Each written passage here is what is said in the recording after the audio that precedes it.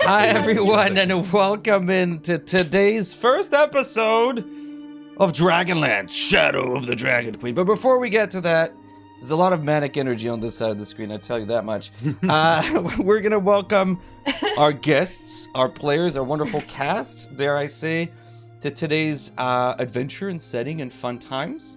And we're going to start in a weird order, maybe not so weird, around the table, and you guys will get a sense why soon. I'm going to start directly below me. First, let me introduce myself, I suppose. I'm GM Workshop, aka Rackham. Welcome to the channel. I'm beyond pleased, should look at the camera, to have this amazing group of people who agreed to play D&D with me. Big thanks to Dredd to help me and Zach to pull these people and convince them to come play. And they're like, oh yeah, for sure. We didn't need that much convincing. So that was really nice. And we're gonna get started soon. So why don't we start with Ellen, right below me. Who are you, where we can find you? And don't tell us who you're playing quite yet. Okay, so a little about me. I am an actor, a drag king, a clown, just a general professional silly person. And where I do that most is at Roll to Cast, which is ROLE to cast. We are an any-winning variety TTRPG podcast. So each season of the podcast is a different game system. We also do monthly one-shots voted on by our wonderful patrons, and we will be doing 4 live shows in the Adelaide Fringe this year. Oh my god, very soon. So we'll be doing 4 shows, 4 different games. So if you are in Adelaide, in Ghana country, please come see it. It's going to be super duper fun. You can also follow me on Twitter at EllenKGraham1 and see all the silly stuff I do, including streams at Sirenscape and over on Cybernation Uncensored. And that's me. I'm sorry, my dog will probably interrupt this stream. That's okay. Can you now do it again, but in French? That's what we do at work. Wait.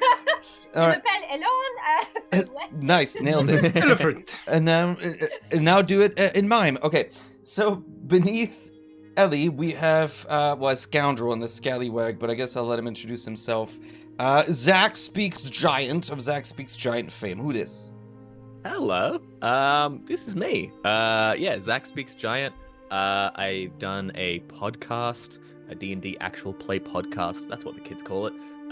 For like 7 years now, a stupid amount of time. I've been sponsored by Wizards of the Coast. I've written for Wizards of the Coast books, and I've also started recently a YouTube channel where I share very silly stories and silly thoughts that come from my own head as well. I also stream as well. I do that. He does do that. Go. It's very good.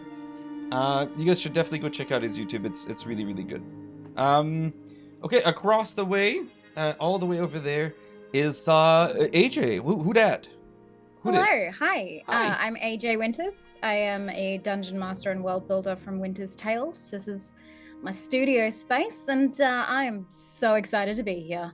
This is my first time doing like a long form campaign in a very long time, and I'm so happy that I get to do it with these people. Yay! Super excited to have you. Thank you for being here and vibing with us. Where can we find you? You said Winter's Tales. You said it already. Winter's Tales. Yeah. I'm on Twitch and all the platforms at Winter's Tales or at Winter's Tales Co on socials. Nailed it. And finally, actually, there are 2 more to go. Just below AJ, nobody's ever heard of him, so newcomer to the scene, brand new, never played D&D before. What was your name again? With the shaved face, I have a hard time recognizing you. Robert Hartley. Bonjour Robert, comment ça va? Ça va bien, merci. I am Robert Hartley, GM. I am a Dungeon Master, full-time TTRPG player. I am the Dungeon Master for a comedy group called Viva la Dirt League on YouTube. That's what I'm most well known for. I'm also the writer of a comedy D&D skit series called D&D Logic on YouTube. And I stream on Twitch several times a week with an interactive campaign where the chat can control the actions of the player and various other D&D adjacent things as well. I'm usually DMing, so this is a rarity that I get to play, and even rarer that it is a long-form campaign where I'm getting to start from level 1 and go all the way until I die, and maybe beyond. Which is level D&D. 1. I'm just what? Yeah. The end of today's session. And the end of today's session, and that's that. Right below you, last and certainly not least, Dredd. Hello, I'm Dread. Dread GM. Well, who am I? What do I do again? That's right. I'm a professional voice actor and game master here on the internet. If you want to know what I do, you can just type in Dreaded GM anywhere. You'll probably find me on Twitter, on YouTube, and all that. Mostly at the moment, I'm focusing on my VO work and the YouTube channel, so you can check out what I've been doing lately there. But yeah, I'm very, very happy to be here. I'm so gosh darn excited. I don't think that this could be a better table at all. This is so excited. All right. Well then, I think that's everyone. So we have a trailer ready, but it's not quite, so it'll be next week. I know, across the board, but it's fine. We'll get started. I was about to pause my music. No, it's not there yet. It's not there. It looks the first rough cut. I've shown it to a couple people, like get their feedback. They're like, oh, this is amazing. Like it could be better, so it's gonna be better. It's all intentional. It's intentional that you didn't have it for the first, because like sitcoms and like Avatar, for instance, It's the you pilot. You don't get the main theme song because it gives away, it spoils what's going to happen in the pilot. Yeah, we're not sure we're going to get picked up for the full season yet. So Right, we're not sure if we The get theme song and the syndicated. trailer and everything. You get that ready for Syndication. That's what we episode need. 2. come on. Come You guys on. need to share it. Everyone at home needs to share it so that we can be picked up. So let That's everyone right. know. I'm gonna give a quick shout out because the overlay shenanigans that happened yesterday. Thank you, Fizz Cannon, like in a huge way for coming in through, and also adding that new sort of transition you guys saw. That's all him. Amazing. Thank you so much, and thank you also for Nerd Central helping making a lot of the map work. But beyond that, we are ready to get started. This story begins, as all stories are wont to, at the beginning, or at least a beginning. And here, in the world of Kryn, in the northern reaches, in Ansalom, our story begins at a simple farmstead. The Hartmann family, and I know we're going to hear tons of jokes, but that's okay. We're going to start with this. Our scene begins focusing on a somewhat unkempt and dilapidated farm. Animals breaking out of their barnyards, the sound of geese running rampant and terrorizing the local rabbit population, a cow that has broken out from its pen, chewing at hay that has been left to rot too long in the sun. We hear the falling sounds of an axe on wood as we zoom in and see a rather tall, elven-presenting woman with axe in hand, knowing that she has to do the day's work early in the morning. Farm life does not wait. We see Juniper in front of us. Ellie, if you would like to introduce your character and what she looks like. Yes, so very important. Juniper is 5'9.5", and that's going to be really important for later on. She is a woman of kind of olive complexion with freckles, clearly someone who is not averse and needs to be constantly working out in the sun, doing the kind of heavy labor with her hands all calloused from work, swinging the axe again and again, taking time to kind of wipe the sweat from her brow and toss back her auburn hair. If she has the time, she might throw it back into and retie a loose kind of plait in the back. And her blue eyes might have once been bluer, but you get the sense that with a lot of responsibility, that her youth is just kind of sapping from her a little bit. This is a woman who's used to a lot of hard work and responsibility. And behind you, you know, in the last few weeks, what has happened is that your father has gotten into an accident out in the night when he was shepherding the sheep back into their pens. He had a bit of a stumble and a branch fell on him, hurting him, and he had a sprain, and he's been sort of bedridden for the better part of the past 2 weeks. He's slowly getting better, but he's not a young man anymore, your father Ulrich. And you've been tasked with looking after the farm, not that this is anything new, and it's been a lot of work. But while you are working, you spy your youngest brother, who, as he is wont to do, has skirted some of his responsibilities, and you can see him running off into the forest where he likes to go play and where you like to go hunt. as we zoom away from you, Juniper, and we can see in the distance, skirting through the forest and trees, Dread, why don't you introduce your character to us? Really nervous, guys. Okay, so as you see this very tall, lithe elf running through the forest, you can see that they are covered in the various gifts that nature gives them. Wrapped around their belt, you can see various herbs and berries. Strapped to their side, you can see a wooden wolf's mask. They've got feathers and fur all over them. And their hair currently is the color green, twirled with pink in dreadlocks.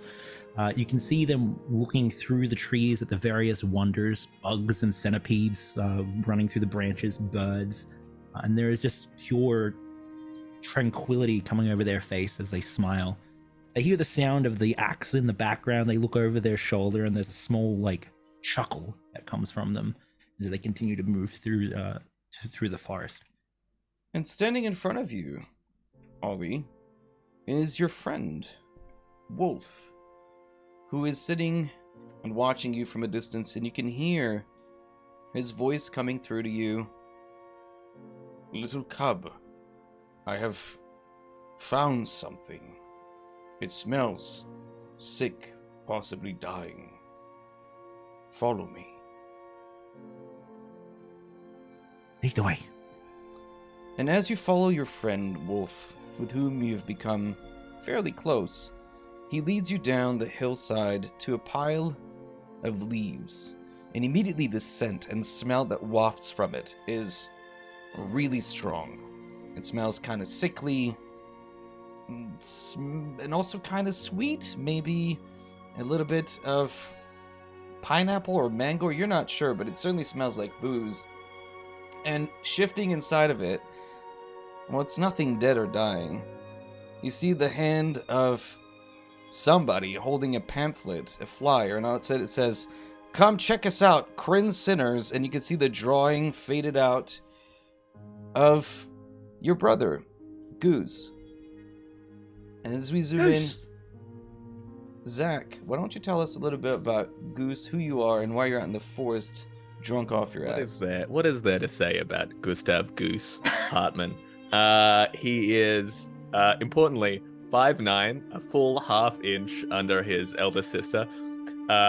He would have a beautiful mane of long blonde hair, but that is now strewn with leaves and litter from the forest floor. He is very well built in such a way that it is clear that he hasn't done actually a lot of manual labor recently. He's just done a lot of hypertrophy. He's got those gym muscles that don't mean much. But his clothes are in tatters that have been clearly mended and sewn together again. He's got mismatched chunks of armor. He's got one pauldron, a little bit of chainmail, and otherwise tight leather jeans, big boots. He's still, even though he's waking up from who knows what happened to him last night, he's still got perfect eyeliner on. Nice. Of course he and does. wakes up to, is Wolf a real wolf? Oh, 100%, yes. Okay. 100%. Who actually just fuck, whoa, Jesus Christ in the bucket, shit, get it, ah! And is scrambling over himself, tripping, to hide from a wolf which he believes will snack on him. Ol is going to walk up and just ruffle the fur of Wolf. Ollie? My brother. Jesus. Yeah. Hey, mate. Oh. What's with your voice? It's very... It's because everything is very loud right now, mate. Could you maybe stare a little bit quieter at me? Oh. And just maybe give me 2-3 hours to... Oh, I guess not. Hey, buddy. Been a little bit. Don't. As the wolf is making himself friendly and or looking with some amount of disappointment, perhaps. You've never seen a wolf so disappointed in its life. We're going to pan out Yeah, I'm used to that look, mate. and zoom in on two individuals traveling together, both of which are wearing distinctive blue cloaks and robes. They are walking with purpose, their backs impossibly straight, perfect posture. And we're going to zoom in on the eldest of the two first. And that will be AJ. If you want to introduce to us your character. Sure. Corylus looks identical to her twin brother beside her. Long blonde hair that's more golden in tone, warm skin, freckles, amber eyes with a distinct green mark on one side that her brother has as well, just in the opposite eye. It's the only way you can tell the difference between them if you looked that closely, because everything else is strategically built so that they look identical. The clothing is padded on Cory so that she looks more masculine, and she looks peeved as she walks in the forest next to her brother. Well, brother, why don't you introduce your character since we're here? Lyndon, as has been described, is an identical carbon copy of his twin sister, older by only a few minutes, but they never really dwell on it. They are identical in more ways than just their appearance. They are very inseparable in a lot of ways. And as such, when they started to develop slightly differently, once the changes started to hit around a certain age, that's when they decided that they would pad their clothing in strategic ways to try and minimize the physical differences between them as much as possible. Lyndon is also 5'9", pale, sun-kissed skin. One of the differences that does tell them apart, not that you can see it from their with him wearing clothing right now, but he has a scar on his left collarbone that Cory gave him when they were younger. Long golden blonde hair in loose waves, and he usually keeps it in a ponytail. As you guys are making your way and have been brought here through magical means to, well, about a week or so ago, you received a message sent from your old teacher, Sabian, that was sent on behalf of Juniper to let you know that your father had a bit of a tumble, and then followed by a message saying that, sadly, you had some bad news that Uncle Ispin had passed, an old friend of the family, and you were given special dispensation before having to take your test at the Tower of High Sorcery to be sent to be reunited to your family on a short stint just to address this situation. And while you're not far from home, you recognize these hills, and there's more than one place where Goose has played many a prank on you, or tried to at the very least. Up ahead you see on the side what appears to be, maybe a few hours away from the farm, a young man dressed in commoner's clothes, probably a farmer. There are some other farmsteads not too far from here. And you would have seen him before when he was younger. Riss. He's got the shock of red hair, and in a change, and as he looks to you, you see behind him, accompanied by 3 men, dragging behind them a cart clad in armor. You easily recognize the Knights of the Salamnic Order, the Salamian Knights. And as they walk by, one of them stops to stare at and pointedly stares at your elven ears, before the one who's in the front turns back and says, "It's no time to stare at country bumpkins. Come on, we've got things to do." Riz kind of tips his hat to you, pretends like he doesn't quite know you, before moving on. You've run into this your whole lives, all of you. Those of you who are more elf-presenting than the others, your mother was a half-elf and your father was a human, but for some reason, at least some of you present as almost being full-blooded elves, which draws the eyes often errant and often unhappy towards you. It isn't long before you finally arrive at the farmstead, and you can see its familiar size and shape and the shadow that it casts on the ground. It's a nice day. It is windy and pushing down the valley. And you can hear, as you arrive just in the nick of time, the sound of your father calling from within the farm. Junie! Junie, are you about? I need a Yes. Thank you. I'm sorry. I'm being... and Goose! What do you need?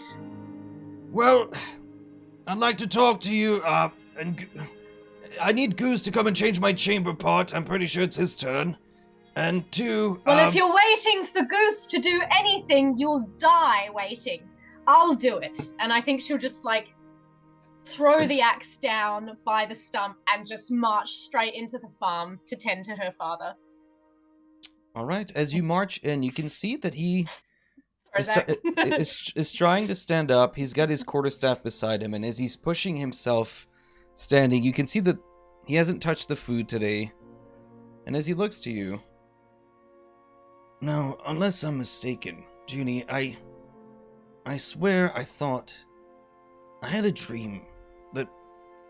What are you doing standing up? Hang on. And she'll just, like, ease him back down. Your father has a before he- massive frame. He's 6'7" feet tall. He's 6 feet tall, 7 inches. He's enormous, but he's hunched in his old age, and he is, in his mid-60s. He has had many a fight. His shock of red hair, now this deep auburn, turning into gray at the tips. He still has a head full of hair, unlike me, and his muscles that were once enormous are now sort of dragging him a little bit back. This old fighter, this old adventurer who was close friends with Ispen, is... Your dad's getting old. And as he shoos you off, it's alright, listen. It'll be alright. Just... He seems agitated. I thought I felt... Is everyone here? Or is it just my imagination? Goose! Well, I don't know why you're calling for him. I haven't seen him. Ollie is around somewhere, and the twins have been sent for. Why don't you have some of your food, please? It can't be that bad. It's You fine. need to eat. You're right. You're always right. Yes. Yes, I am. Oh, Johnny! Oh, I'm gonna pee. Well, I think that's Ollie. Good. And at about that time, twins, are you making directly for the home, or what are you guys doing? As we're getting closer, Lyndon turns to Cory and says, Cory, Batukai? Zai. Vugrifol. And then he casts a spell. He takes out his one of his spell books from the satchel bag beside him, and he flicks a little back and forth. He puts something away, grabs out a wand, and then casts from the tip of his wand this sort of this blue light that seems to cover him and changes his appearance as he casts disguise self. And he changes his appearance to look like the most intimidating one of the people that we just passed that looked at us funny. Nice. Hang on. Cory will use her hand motion. She'll pull out a similar component from her pouch and sprinkle it over herself, mimicking both the spell that Linda just cast, and does the same thing to one of the other guards. You elves, they were. I didn't really catch them. They were gruffer, weren't they? I don't know. You elves.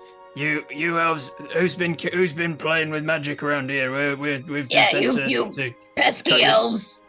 You've won too many times. We're here to cut you down, and then we'll see how it goes.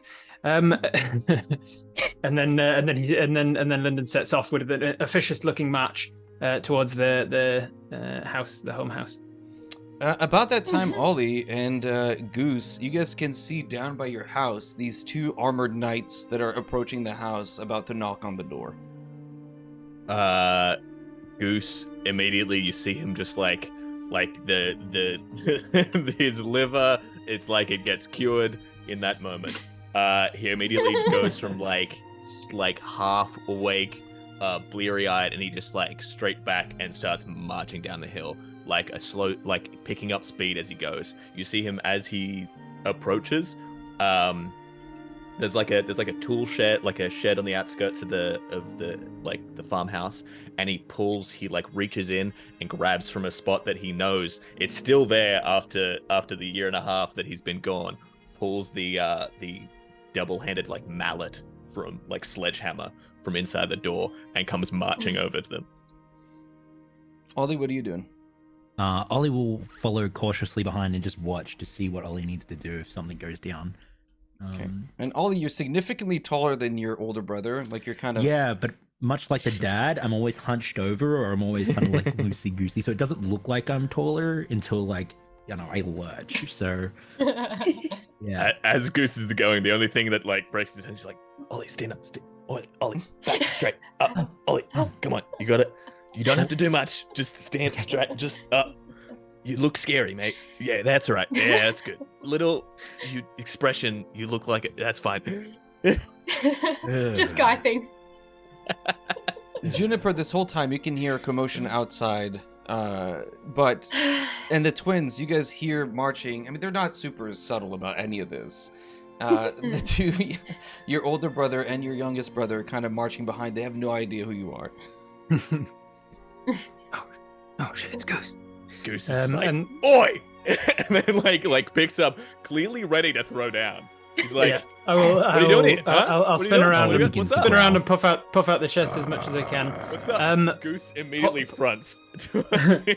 Pause to ask question of the GM, Yes. something that my character would know that I don't. What would be a believable reason for these particular people that we're imitating to be here? Would they be collecting taxes? Would they be investigating the source of like the knights, errant magic? Or... Yeah, so the knights typically used to act as sort of like the paladins of the realm. They were like seen as the center of virtue. For them to be at a farm would be highly unusual and might have been sent by like the magister to investigate a crime. Maybe somebody stole something. Maybe somebody got hurt. And then, somebody harboring an illegal monster of some kind, like possibly. Yeah. But though the knights are not seen favorably anymore since the cataclysm, it'd be really unusual, and it might be something really serious for them to be here. All right. Who's the man of the house here? Oh, are they at the house already? Yeah, you can hear them outside. Like the arguing is and your father's kind of like, yeah. What in the world? I think I might shush Dad and kind of go to like swing open the door. Could be me. What are you looking for, mate? What can I help you with today? Man of the house wearing makeup? I don't think so. How about you? And looks past you, Goose, to Oleander. No, you're gonna look at me, or you can suck my whole ass. Always just like you awkwardly making himself look taller and bigger, just like in nature. He's got his arms awkwardly like holding out. It's just like, I think it's you. He looks more intimidating. It's probably him that's the man of the house. You there? Step forwards. Excuse me, as she like kind of calls from the like door frame, walking up. Sorry, ma'am, we're not talking to you.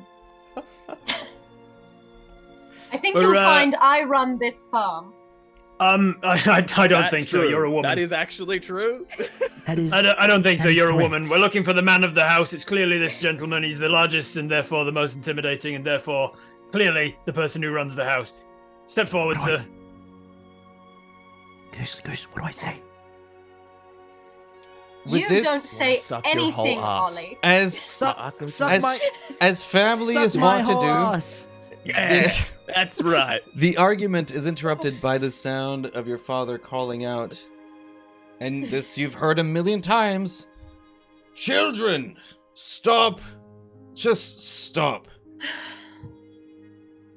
I swear. Goose! I'm afraid we have some bad news for you, sir.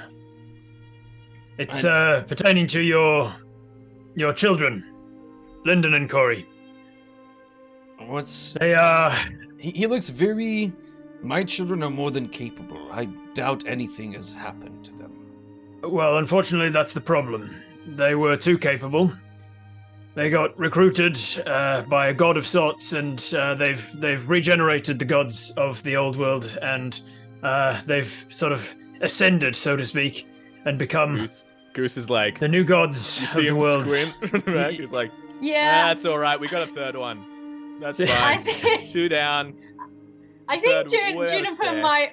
Yeah, Juniper might It seems be that cottoning it on seems to that they were something just too powerful. It seems that the school couldn't hold them.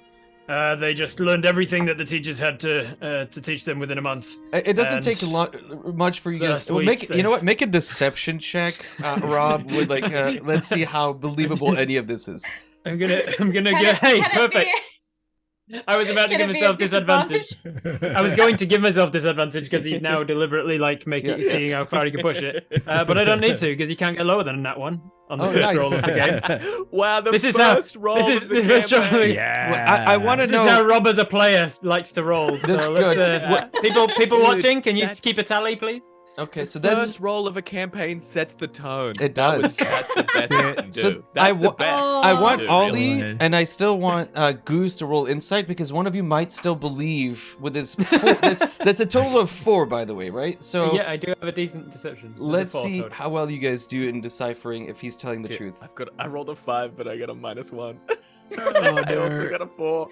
Okay, I need to I roll, got a or do I 17. just Juniper. No, know you that you know that's you my know brother? your All siblings. got a 17. Okay, so Ollie and Juniper, you guys clearly, and your father, everybody's rolling their eyes except Everybody- Goose. Goose, the gods I are don't back, know. and your brothers brought them, and your sister brought them back. Oh no! All's gonna go. But you smell like my brother and sister. Oh, that's a high compliment. They are the nicest smelling people in the world, as far as I'm. You're No, swearing a lot. Lyndon, it's not a nice compliment because you need to scrub up before dinner now. And I Hey, would, it's been a long journey, appreciate- okay? I've I just would arrived. You appreciate can't if expect that I. dropped the act. Yeah, You see, nothing has yeah, changed, Lyndon. Juniper? We all knew. We all knew. You should have seen your And- face, Goose. Yeah, you should The, definitely scrub up because the- the smell on the- you. You. Lyndon Ridiculous. drops the disguise self, quote unquote, but he actually just shifts it to being an image of him in his school uniform, his blue uniform. But he looks really like muscular, like he's been working out, and he's much stronger built than Goose. He's like, Well- all right. I Nice. just wanted to have a little fun. Is he also half an inch taller?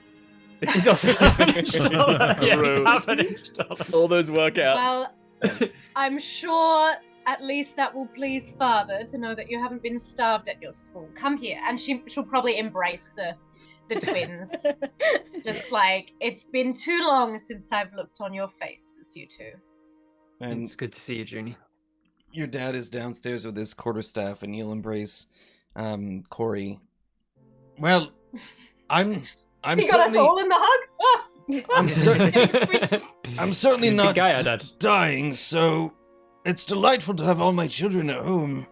But what is the occasion? It's not me wrecking my ankle and having a bump on the head. This isn't the first time, so what brings you home, children? Come in, come in. And he ushers you guys in. Goose, I still haven't forgiven you for that cock and balls on the side. And with this, he'll make his Yeah. way in. He's referencing the fact that once upon a time, not so long ago, you tried to trick Ollie when he was younger, when his magic started coming in, to grow some vines on the side of the house, but you wanted him to make them grow in the shape of cock and balls. And he's never taken it down because it reminds you of you guys, and he misses you sometimes. And your mom thought it was, or at least he thinks that his wife would have found it hilarious, so he kind of left it. And despite the fact that Junie may have, I don't know, tried to tear them apart they just always grow back in the same shape of the stupid crocodiles. I think I'm gonna say to that. Go, sorry. Corey will push Juniper off her a little bit out of the hug, like quite trying to affirm her place, and will take more of a serious tone back to the very straight posture. Unfortunately, not great news, I'm afraid, Father. Well, what is it? There's lots of gruel. I've got Paladine blessed journey, but she's not a great cook. If you want some gruel, please have all you can eat. Why don't we all go in and sit down? Might be better that we have a family meal together. Nice. So as you make go ahead. No, go for it. I was just going to say before Goose comes in, Juniper will say, "Wait, Goose." You see, Goose was trying to like sidle into the house without meeting Juniper's gaze. Don't track mud into the house, and then she'll turn sharply in. I just want to point out the cake that Goose has. Like, I don't know why you did this, by the way, but thank you.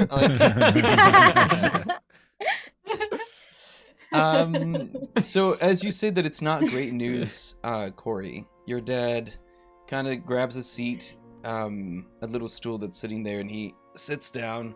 There's the big pot behind the fireplace that's sort of going, and you can smell the stew that's meant to be for lunch. Well, spit it out.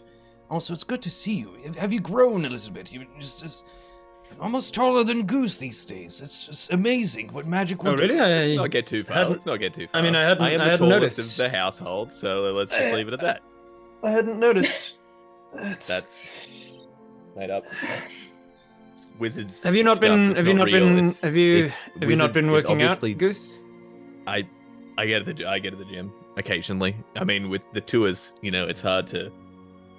It's lots more time to drink than to think. Does he flex extra hard when he has a mug in his hand? Is he like, ugh? Yeah, bicep curls. So your father's still looking at Corey rather seriously and waiting for an answer from her as the brothers are kind of goofing off in the corner.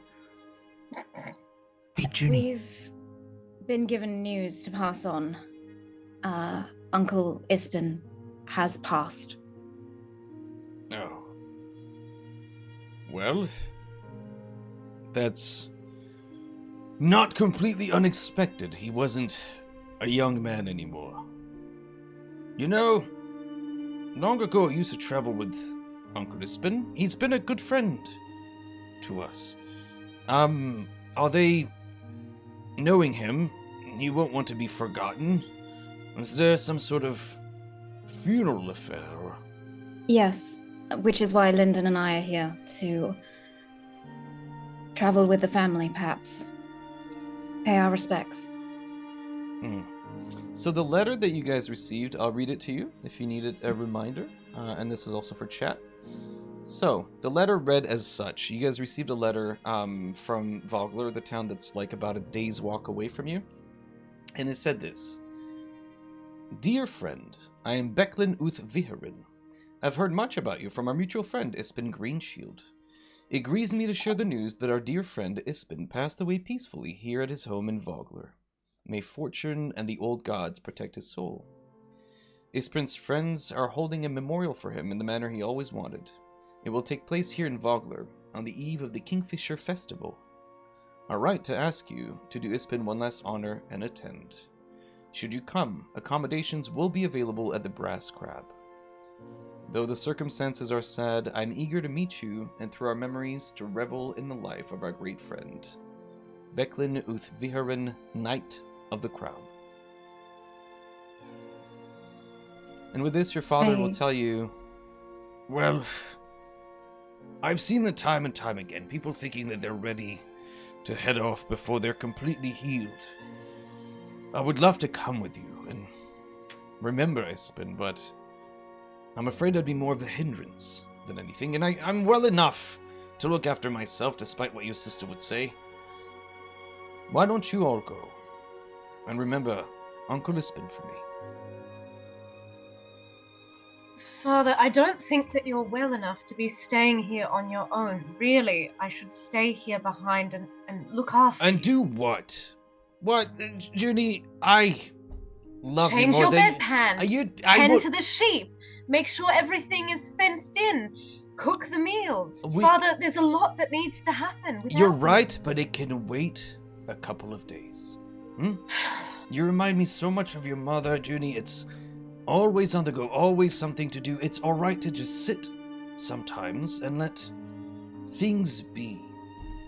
Now, the sheep won't die if they have a little bit of extra wool. The cow will moo because she needs to be milked for a couple of days. It'll be fine. I assure you.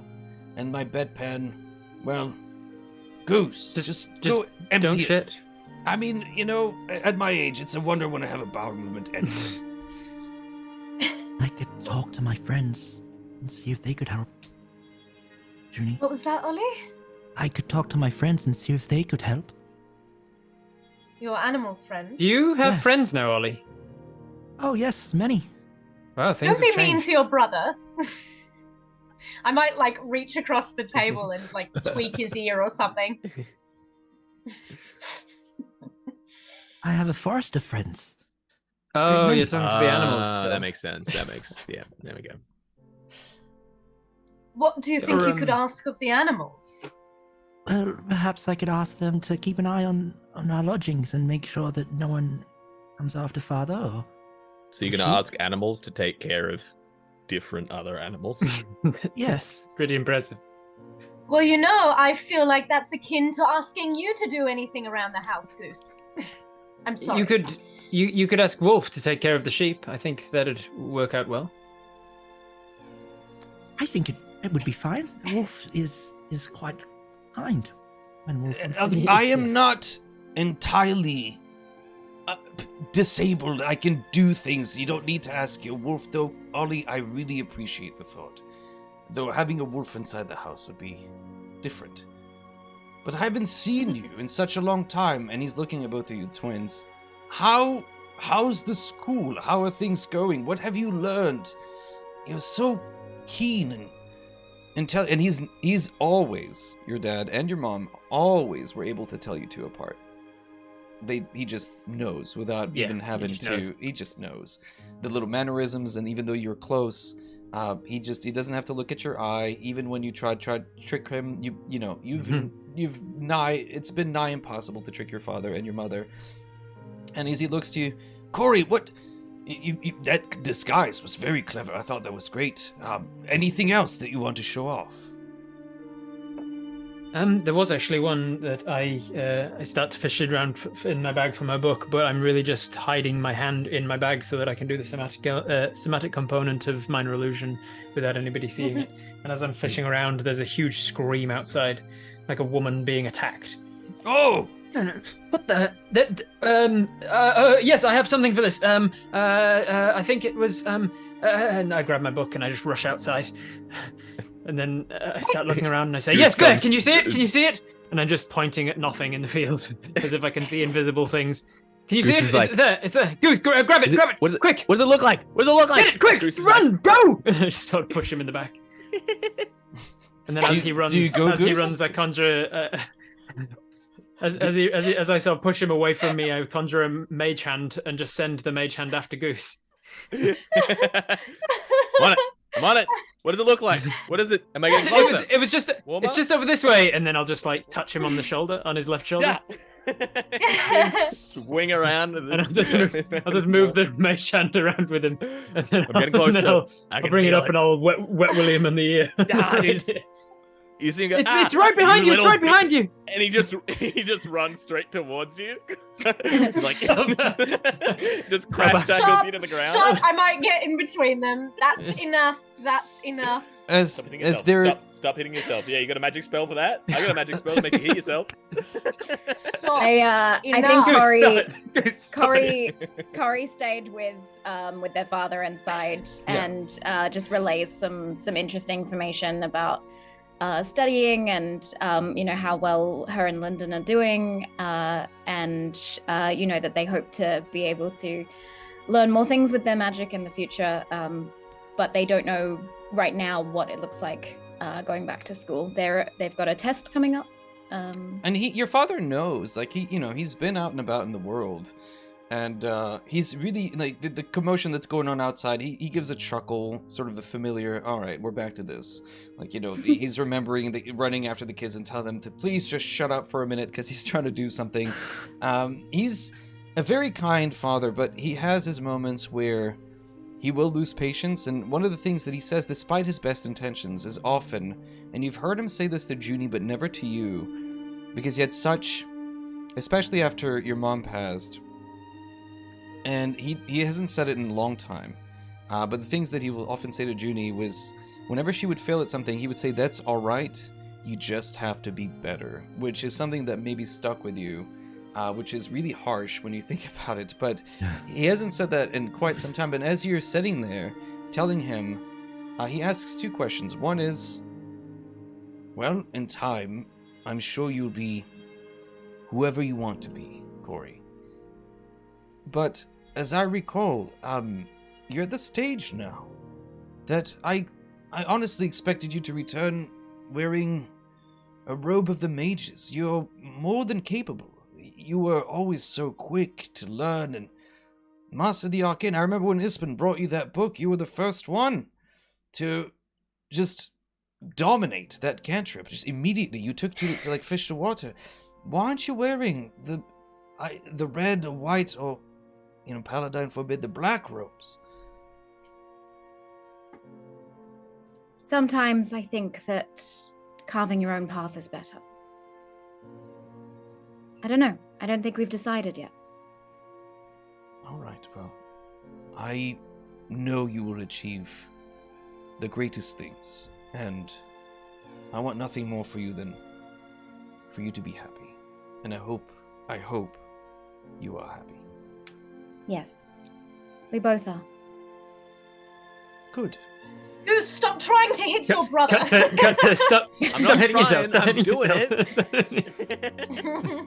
And with this, as the commotion of the family, Ollie, your brothers and sisters are all here kind of goofing around. You can see Wolf in the distance kind of watching, though he knows that this is not the place for Wolf, but rather for cubs to play.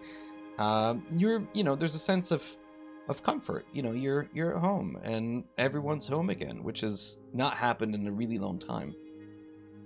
You know that the Kingfisher Festival is in 2 days' time. You guys have cut it really close.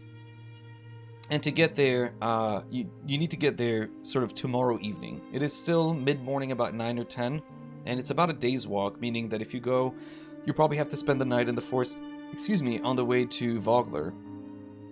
So it's only a matter of time for you to decide when you want to go, but your dad is already sort of preparing some rations, some bread, that some hard breads that are there, and cheeses to prepare for the walk. So when are you thinking of heading out, children? Well, I will wash up after with all the dishes and just double check that all the animals are penned in, and there's plenty of things to do, but I'll make sure they're all done before I leave, okay? It'll give me a reason to get up and do things. I've been lazy a little too long, and he stretches, and you can hear the bones just kind of crack as he stretches himself to his full frame and figure, and he is, in his day, my God, your father must have been a terror on the battlefield. And as he sort of stretches... Oh my God, Ned. Gods, I was strong then. Exactly, basically.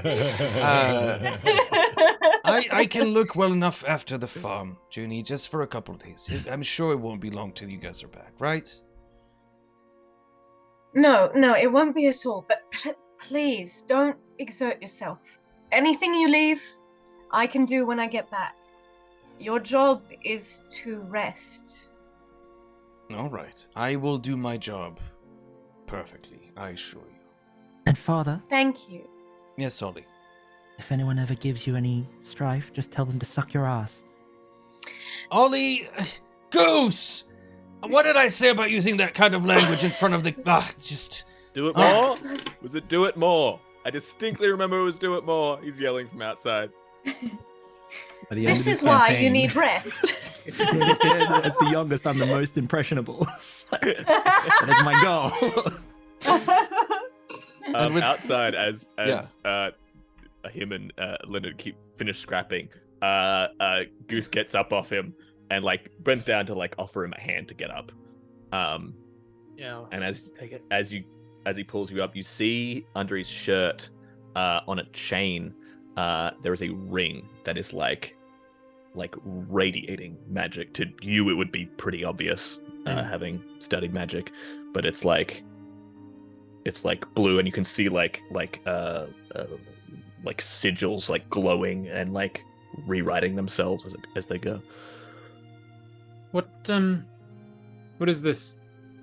And I'll point to it, and It's like what is- slipped what out is- from his shirt, and he's like, "Oh, mate, no, it's not." I will Hey. do the I'll do the catch your nose thing as you look down to the. Oi! What is this? Can't use my own tricks against me, boy. You taught me, Goose. But seriously, what is it? It looks important. It's a little trinket from my travels. You know, I've been It's traveling more than a around. trinket. That's magic in that. It's like something Oh, Ispin well, would have you know, used I to give think us. it's like I think it's just like for party tricks and stuff. You know. I can Look, tell you slips what it it under his does if shirt you again. want. I can investigate it. I'm pretty sure I know what it does. You see, he does not know what Okay. it does. Okay then. I think So, we should Daz- set off shortly. Yes.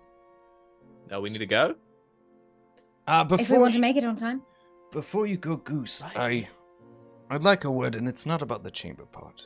If you have, I don't need to ask permission. Just come in here, and we're gonna have a chat. Yeah. Of course, Dad. Of course. As Goose goes with, there's enough rations that you guys have probably rations of your own, but still your father insists on, like, shoving breads and foods that, he doesn't particularly care for, Juniper. You know how well your dad eats and what Lambus he eats. bread again, Dad. And he's God. he just hands off, like, breads and cheese. He's like, I never cared for that. And he just kind of gives you all the stuff he won't eat anyway. He will pull you You know into why I the... bother? He'll pull you into the room and find a spot. And the rest of you know that he wants to talk one-on-one with your brother. The man of the house. The man of the Yeah, house. I'll give him some privacy. Ollie, why don't we pack up and maybe say goodbye to your forest friends before we go? Oh, there's always new friends. The Oh, forest. come on, let's Okay. go meet some. There's also the room upstairs that you can go up the ladder and go to your old rooms, Corey and Lyndon, which you might have not seen in a while. You probably maybe have some old items that you could fetch, whatever it is that you want. Your rooms are untouched upstairs. Nothing's been touched, save for, of course, a scrawling of, like, again, cock and balls. You don't know who could have possibly done this. Impossible to know. It's impossible to Yeah, know. no, it's a mystery that'll go down in time. I will. I'll go to Corey and just nod back in the direction of Goose and say, "Ingri Kenavel," and then we'll head off together to check out where our rooms are and things. Perfect. Yingwi Canavale. Yep. Goose, I'm going to tell you a story, and don't roll your eyes at me. Just listen to the dithering of an old man. When I was about a teenager, coming into my frame, I thought, you and I are more alike than you realize. I like to play pranks, and it was fun. I used to be cool, like you once upon a time. Once there was a challenge in a nearby tavern where they had a sort of wrestling pit. And, I was a little bit over 6'5" at the time, and I was eating enough for 3 men. And I wanted to prove myself. I wanted to show my dad that I was the man of the house, so to speak. So I entered the contest. And I wrestled well. I fought well. And at some point, while I was fighting this man who was... I didn't mean to, but I broke his arm. I won the fight, and I broke his arm. And it was an accident. It was an accident. But this was a farmer, and I knew he had to go home, and with a broken arm, it put him months behind, and I know that it turned into a bit of a problem for him and his family later. And I felt guilty about it for years. It was an accident, but even though it was an accident, I still did it. And I went and I sought his forgiveness, which he never gave to me. I'm not good at this, Goose. What I'm trying to say is, I know that you weren't there that night to look after the sheep. And I know that I stumbled in the dark trying to bring them back in. And even though you didn't mean it, I forgive you for what happened. And it was an accident. But you need to start learning to think about more than just yourself. I was like you, and it took me a really long time to learn that lesson. And I don't want you to have to go through the same pains, the same toil, and the same trouble. Just heed an old man's words. I love you, son. And I want you to have an easier life than I did. And with that, we'll try to pull you in. We can see each other both, like we're like apart from the hair. I think both of them are super physically alike. Like Goose is the only one of the family that has like non-elven ears. They're like standing like looking at each other, and they're like mirror images, apart from the hair. And he pulls him into a hug, and Goose he lets himself go a bit. He's a bit stiff. He pats him on the back. He's like, "Thanks, Dad. Yeah, look, wasn't always a good one for learning, so it may take a while. But hey, Dad, yeah, have you would? I heard as I was coming to the, as I was walking to the house, I heard you calling out my name. Have you been doing that a bit?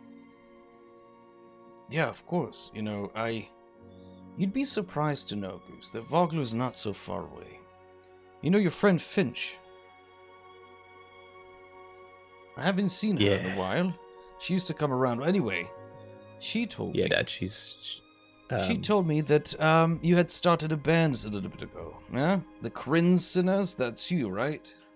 It's Kryn's... Yeah, that is... It's Kryn's Sin, all right? It's Kryn's Sin. They got it wrong on the pamphlet, all right? They don't do reprints. It's like Kryn's She thought Sin. it would be cool for me to come and check it out, so I did. I know you don't know You this. saw one of my shows? I came out to one of your shows, and do you remember that night that woman threw something on stage? I might have paid her to do that to make you feel good about it. You were doing such a good job, even though... come on. Even though only 4 people came to see the show, I want to be supportive. It was a smaller gig. It was great. Why don't you guys play the show anymore? I thought it was wonderful. And Finch used to be around the house all the time, like a 12th child. I don't know if you had a falling out with her, but she was cool, and you're cool, and just do cool people things. Thanks, Dad. Yeah. Finch, she's doing great. She traveled. She had an opportunity. Oh, well, that's great. Further abroad. Yeah. Oh, abroad where? He's town further. Oh, all right. Like Canada. You have a girlfriend in Canada, sort of situation. Yeah. All right. She's not my girlfriend, Dad. She likes women. It's not anyway. Look.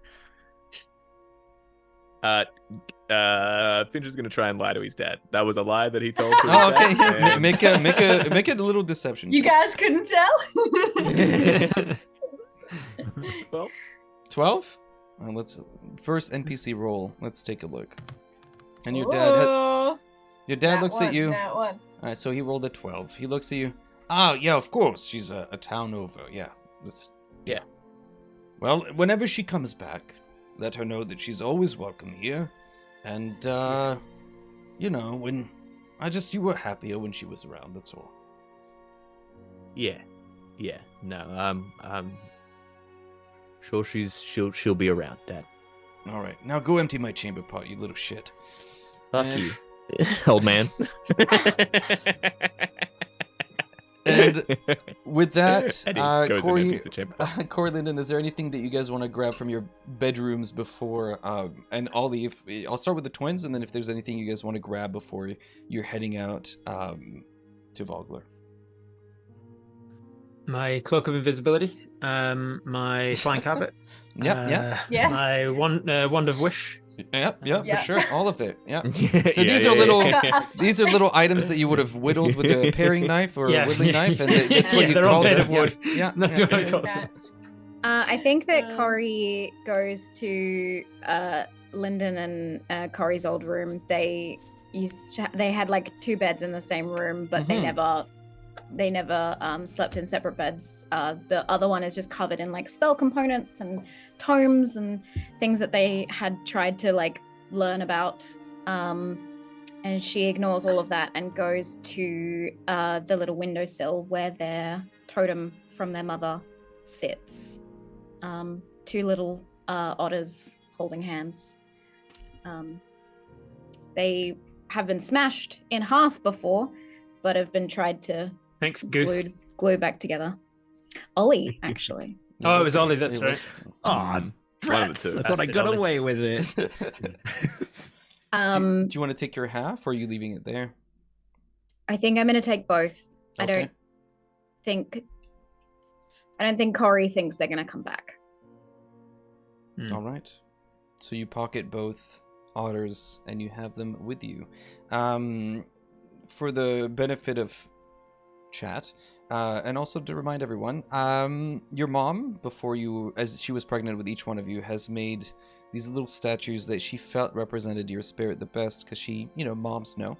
And each one of you has a little token. The twins happen to have to be the ones who disagreed with their mom, and she made a secondary token for you guys, or a totem, little figurines, and you have your set of twin otters that were holding hands. Amazing. So you can add that to your inventory if it wasn't already there, and then we'll keep track of it.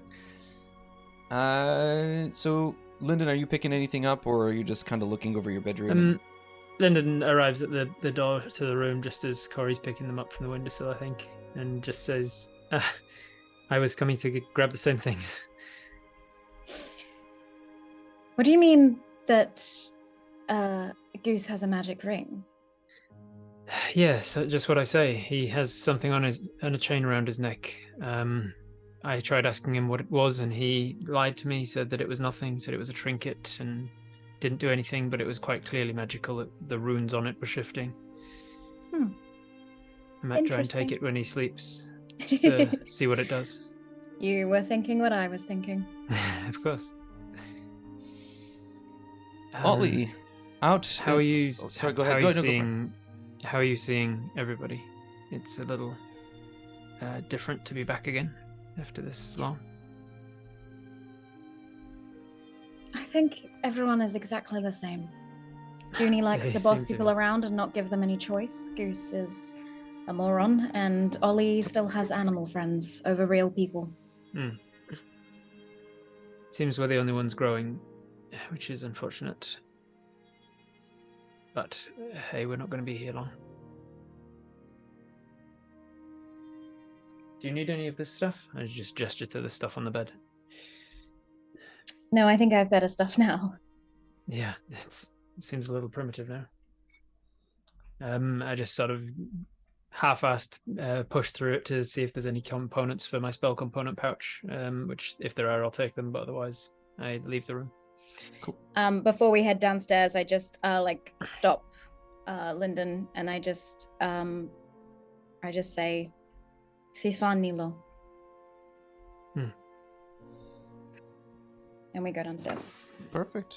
As we cut to Ollie, you're about to leave on some amount of trip. There are the rabbits on the farm, there are the chickens, the pigs, the cows, the solitary horse that's still in the barnyard, the sheep, and also wolf. And nearby, not too far, always feeling the eyes of it on you, the sort of blue-tinted owl that has been your companion, is looking. You see her sort of sitting on a nearby tree, What are you doing, Ollie? I've already gone to each and every one of the farm animals and let them know where they were leaving and to be well behaved and whatnot. Mm-hmm. I eventually do come to Wolf and speak with Wolf, and ask Wolf to look after the farm for now. Unless Wolf wants to follow, that's fine. It's up to Wolf. But I eventually come to the owl, and I'll look up the owl and I'll give a nod, hopefully communicating with it that if it does want to follow, it would be welcome to come with us. Though if it prefers to stay here and watch over the farmstead, that's understandable. Okay, the owl will look at you, and she's often silent, this owl, but she will look and sort of tilts its head in the way that owls do, like sort of looking at you. It's unusual for an owl to be up in the middle of the day, but it is, and it's staring at you. It's distinctive bluish sort of feathers that, you know, are very unique to it. This is a very unique looking sort of owl. And you get the sense that it will do what it wants to do. Whether it wants to, it's mysterious in its own way. Will it follow? Maybe. Will it not? Who knows? If you've ever played, which one is it? The Link to the Past, I think, where there's an owl that follows you and sort of gives you advice. Yeah. It's sort of a little bit of that vibe, but like, I don't know when you're going to show up next. Yeah. We're all together now. We're gonna go on a big adventure. And, I think it's gonna be big. It's gonna be fun. But, you know, he didn't mean it the other night. So, would that if you decide to stay, look after him. Oh, that's very sweet, Ollie. I think Junie, like, kind of, you know, just kind of like following. I think while Ollie was, you know, like talking to all the farm animals, she was actually, you know, making sure that their troughs were filled and locked up properly, and just kind of doing the final rounds before they leave. But I think she was just kind of quietly observing that as she kind of puts her hand on Ollie's shoulder. You know who the owl's symbol was? Whose? It was Mother's. That's that was always her animal. You know, your father always says that I remind him of Mother, but I feel like maybe she was split in two, and somehow I got all the bad parts, and well, you're all the good parts of her. I think that you're the good That part, actually... No, but someone has to be the bad one and make sure everything gets done. But that does remind me, you know, you are Junie. 18 and all. And she brings out like the little totem that she kind of keeps in a satchel, and that's her mother's one that she stole after their mother passed away. Her mother's owl totem. So your mother had a spell focus, and it was the owl figurine that she used. And Judy, you produced that. It's made of beautiful jade, and you can see the light hitting it. It's translucent. It's stunning, the amount of detail, and you've had it for a long time. I think she kind of like brings it up, and it's like, you know, this very rare moment of selfishness where she just doesn't want to let it go necessarily, but she just kind of then looks back at Ollie's eyes and kind of takes a breath and says, you know what? Why don't you look after it? I'm always running around doing chores. It could probably get broken, and I think Ollie's going to reach out for it. And as Ollie's hand comes out, it wraps around yours and embraces it in your own palm. Junie, you give so much to us. This is something that's precious to you, that's for you, and you hold on to it. When you need me to take it, I will. Okay. All right. You don't ask for much, Junie. Oh. Stop. You're being the little angel you always are, Ollie. You don't need to worry about me. That's my job. Now, shall we make sure that we're all packed up? Yeah, there's just one thing I wanted to tell you. Yes. I haven't told anyone this. Father got very angry at that owl. Why? I don't know, he just screamed at it. Hmm. I've never heard him sound like that before. You know, Father isn't well. Yeah, he hurt his ankle. Yes, but even still, he's not remembering things as well. And sometimes he gets angry. And that's unfortunate. But maybe seeing that owl just reminded him of something upsetting. Did Father ever yell at Mother? You know what, Ollie? It was so long ago, I barely remember. Come on, let's go back to the house. All right. Chop chop! Okay.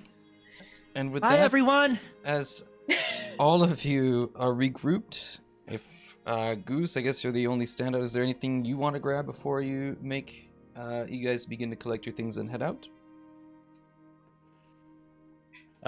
Goose basically travels with everything he has on him. He's gonna keep the sledgehammer, but otherwise, he took everything with him that was important to him. All And right. he left the first time. With that, all of you are traveling together, which almost never happens. It's been a long time since when you've seen each other and you guys have, sort of traveled together, done anything together other than just argue. You have your belongings, and it is about noon when you head off, knowing that about halfway through the night at some point you'll need to stop unless you want to push through the night. It's about a 10 to 12 hours walk to get to Vogler, which is a nearby fishing village. It's fairly quiet. It's not enormous, but it's busy enough that it feels to people who live in a farm like a big place. Corey and Lyndon, you now have been to quote-unquote a big place, and all of this seems just so provincial. In any case, as you guys leave this farm and leave your father behind, who's sitting in the doorway watching you, calling out, "I'm sure this is the beginning of a great adventure. If you just don't kill each other, just Unlikely, Dad. Goose, just please behave. Please behave. Absolutely not. I promise I won't. I promise Listen I won't. listen to your sister. I can't hear you anymore. Any Bye, of them. Listen Dad. to your sisters. Just, gosh.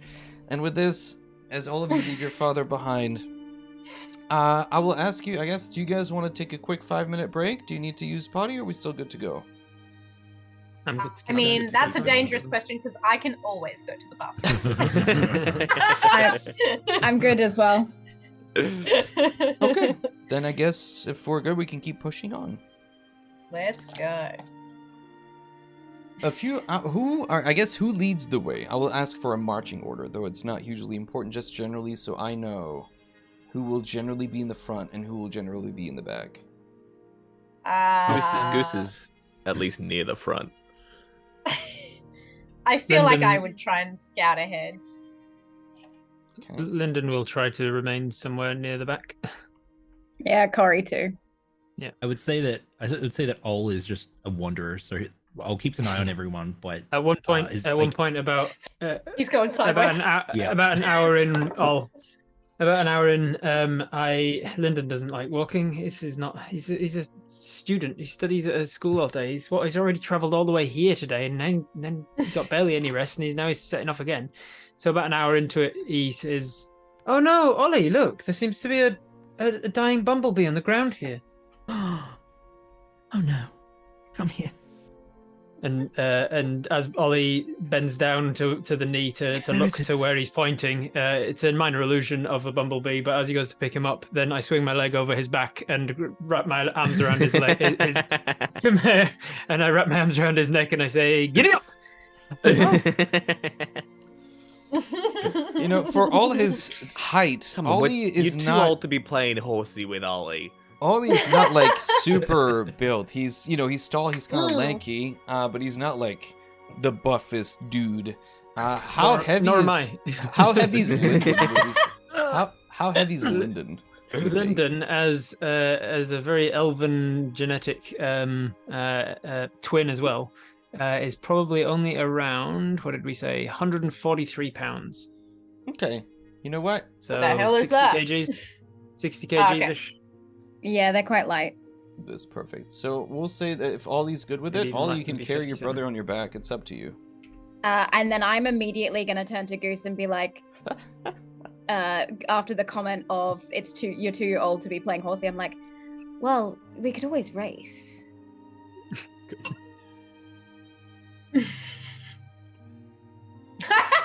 Fine. You got him.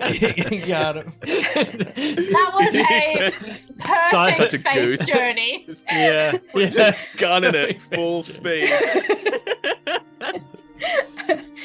And as you guys are pushing on, you hear in the distance, maybe an hour. Just like I just love the idea of Juniper like walking through ahead, scouting ahead.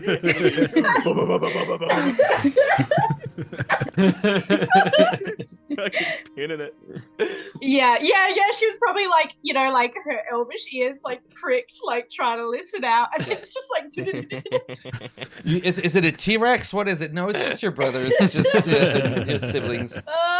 But you know what? It's keeping everyone occupied, so I'm gonna let it. Making great time too. Yeah. And Family bonding. yes, and in the distance, you do True. hear the peal of thunder, Juniper. You know that coming not far from now is a storm. And you probably have an hour or two before the rain in this area of the world gets a lot of rain. This is not unusual. You guys know how to navigate, or you and Aldi are very comfortable being out and about when it's raining. It's up to your siblings if you guys want to stop or push through the incoming weather. The storm clouds, about an hour off or so. We can make a little shelter now, or we can keep going through the storm in an hour's time. Oh no. I'll make I it a like the shelter rain. then. Is there what sort of a shelter? Is there no proper to stay? There's No, nothing in there's between nowhere. between your I think farm there's a and like Hilton around and here, Wagner. mate. Yeah, there's not. The only thing that you know is near here is like a few old statues of like pre-cataclysm gods that sort of like, or old monuments that would be in the area, but that's about it. And there's A monument makes a great anchor for a tarp. Exactly. Had to It's spend not a that few long ago that. nights out on the road. How long will the storm be, Junie? Would I know? Make a nature check. Can I also make the nature She's check? not absolutely. a witch. Anybody she who's doesn't know. She's not a She doesn't know everything. that's right? that's a 19. 19. She does know. You take You it. take that Goose. I You know. take Doesn't that. know Exactly everything, right? 23 minutes Nature and 42 witch. seconds. No, it's the size of the storm, the clouds. When it comes off the water, the ocean, probably a solid day or so. The front end of it's going to be the worst part of it when the just the big dump of rain. But after that, it's going to be a constant drizzle probably for the next 24 hours. Right. Yeah. Well, it's going to be raining for a day, but the worst part will be probably the rest of the night. It wasn't going to that be- long ago that you and Corey were making forts out in the back. Yes, before I was. Never mind. Yes, can I help? He says with the least convincing offer that he can muster. Don't pull anything, mate. All that offering. I'm gonna ask Junie and I'm gonna ask Yeah. Rob to make so both of you actually know you guys are setting up. So I'm gonna ask Ollie, who's there, and Corey to both make perception checks for me, please. Ooh. sounded nice. Got a 9. Ooh. 19. All right, Corey, out of the corner of your eye, you see as the rain is not too far off, the shadows that are being cast. It's probably 3 or 4 in the afternoon. You guys have been walking for a good amount of time now and racing. You're sweaty. Well, some of you may or may not be sweaty from carrying other siblings. But you see huddled behind one of the tree and shaking in his cloak, the face and the wide-eyed Riss, the same man that you've known, the commoner, the farmer, who's shaking in the corner there and is seemingly scared out of his mind, just sitting there shaking. And he's so quiet and so huddled over, trying to cover himself with any amount of leaves and whatever he's found to try to hide. And he has no idea that you're there. He's just sitting there in the corner and he is shaking. I immediately nudge Lyndon and gesture to where he is. Is that Riss? Yes. We He was should with tell the those others. knights earlier. Yes, he was. We should tell the others. No? Yes? Yes. Of course we should. I just, I don't like having to get permission like we're children. What do you want to do? You want to go talk to him? Of course. Before we talk to the others? Alright. She's gonna make her way over to Riz and walk away subtly from the family. He's Lyndon's gonna conjure his mage hand and just sort of have it behind him, just so it's already conjured and he doesn't have to waste time getting out if he needs it for whatever reason. As you get off the path, and he's a little bit in, which is why he's not so obviously about 20-25 feet sort of huddled, are you trying to be quiet, or are you trying to just approach him so he can clearly see you? What's the approach? I'm approaching with sort of my hands out, Sure. making sure that Like he a scared doesn't animal think kind we're- of thing. Yeah. Just Okay. being as obvious as I can. As soon as he sees you, he pulls back. No, don't take my face! Don't take my face! Riz, it's Corey and Lyndon. No, I didn't do anything. It wasn't me. Please, no. And he's just kind of huddled. He's pulling back and he is just shaking. They came. They're all dead. They're all dead. Don't take my face. The knights from earlier? Corey, I was accompanying the knights. They came to the farm and they needed somebody. Help me, please help me. They needed somebody who knew the area, and I would walk with them. They were transporting mushroom and things for to make potions. Yeah, that's what it was. And they just needed someone who knew the area. They chose me. They chose me, and something happened. Something came out of the dark. Something took their face. Please help me. You're Of all right, course. Riss. You're all right. Nothing's here right now. Nobody's taking your face. What? So something came out of the dark and took the knights' faces, the ones you were with? They're right up there. They're right around the bend. And at this point, all of you who are nearby can hear. He's not quiet. There's no. Yeah. You guys can hear him sort of muttering, and he's just legitimately sounding like an insane person, just scared beyond. And you can hear him describe, just around the bend, they came out of nowhere, monstrous things, enormous, and they just. How big? How big? What did they look like? What colors were they? Lyndon's gonna try and rack his brains for anything that takes faces, anything that he's read about in his studies. Snap! I was gonna do the same thing. Can I roll a history check? A face stealer. You guys can both, as he describes it, it's generally you can do it both. Make I guess Arcana checks would be more relevant here. Cool. And he describes something so poorly as shadows coming, the sound of gnashing teeth, ripping flesh. He describes the knights fighting, something connecting, blood splattering, and a guttural sound of a language that sounds like it's made of the earth itself. He's just... What did you guys roll?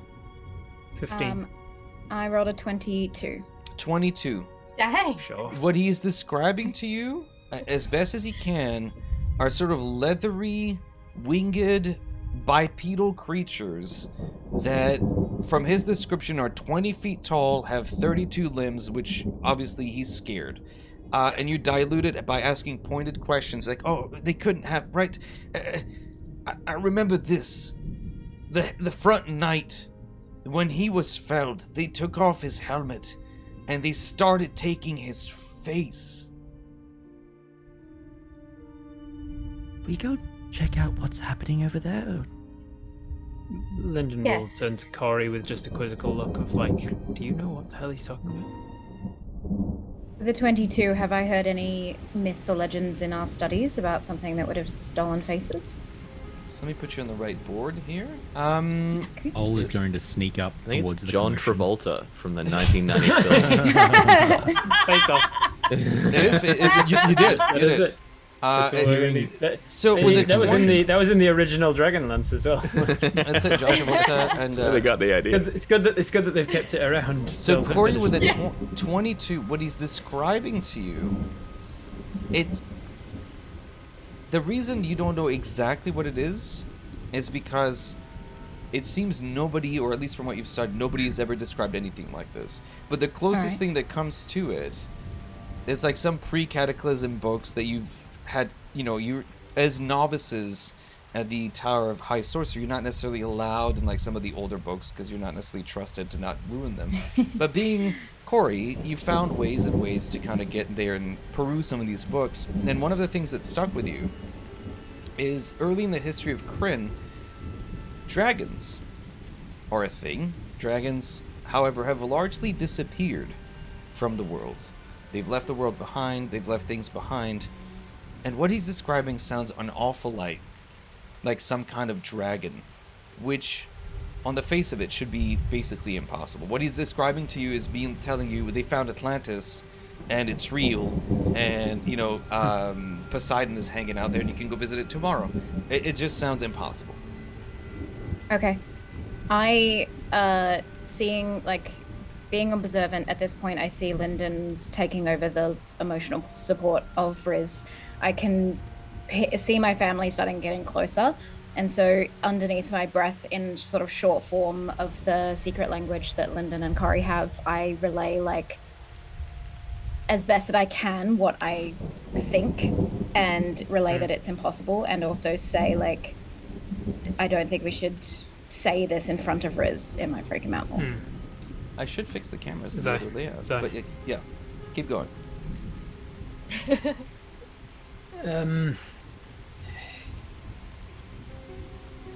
You're all right now, Riz. Your whatever it is not here right now. It's dealt with. The knights that was the problem, and you were left alive. Did you hide? Did it leave you? Did you run? I ran as fast as I could.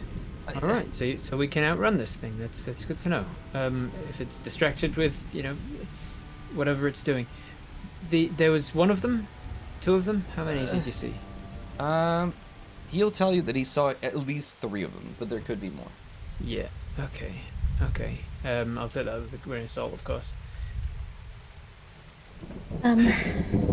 When was this, Chris? How long ago? 10-15 minutes ago. Okay. Oh my gosh. They're close. I roll my eyes and immediately call out to Juniper. Yeah, Jeannie. she'll come running as soon as you call. What is it? We might be in danger.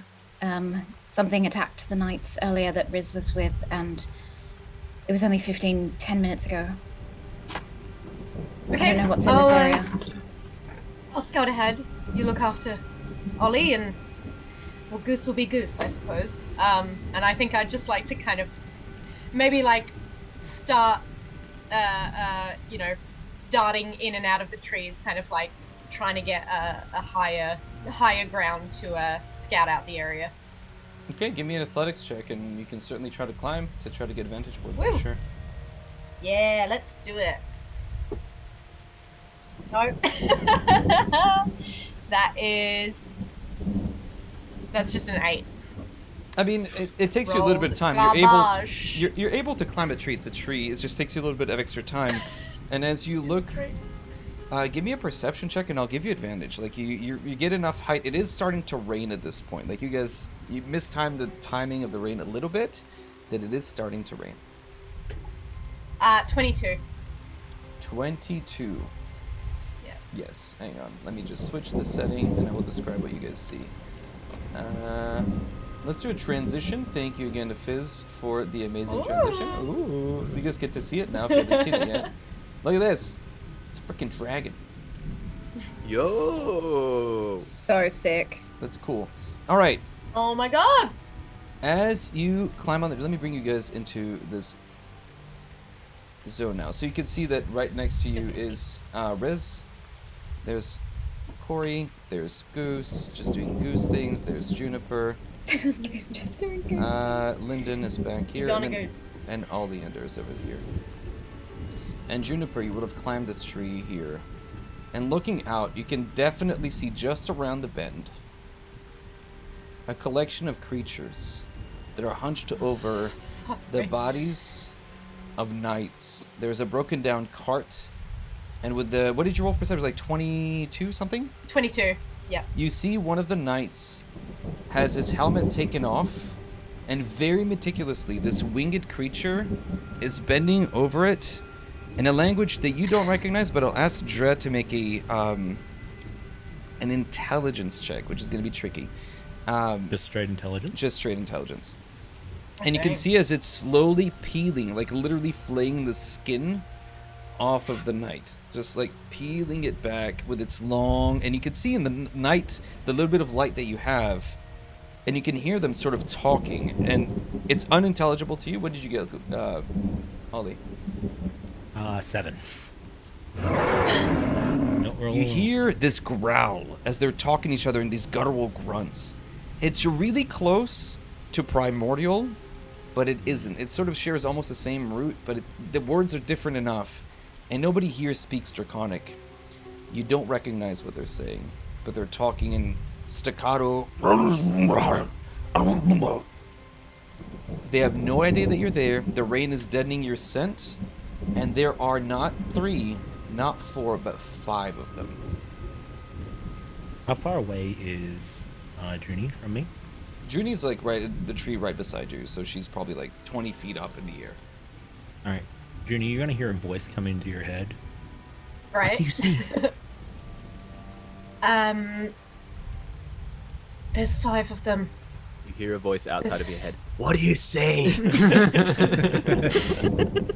I already asked her. Say that to Goose. What? I already asked Stop! her. Be quiet! You shush! There's... I asked her and using my mind. She's just gonna say, like, she's gonna... I think Corey has a hand over Goose's mouth. I was just about to say I'm going to put my mage hand over his mouth as we talk together.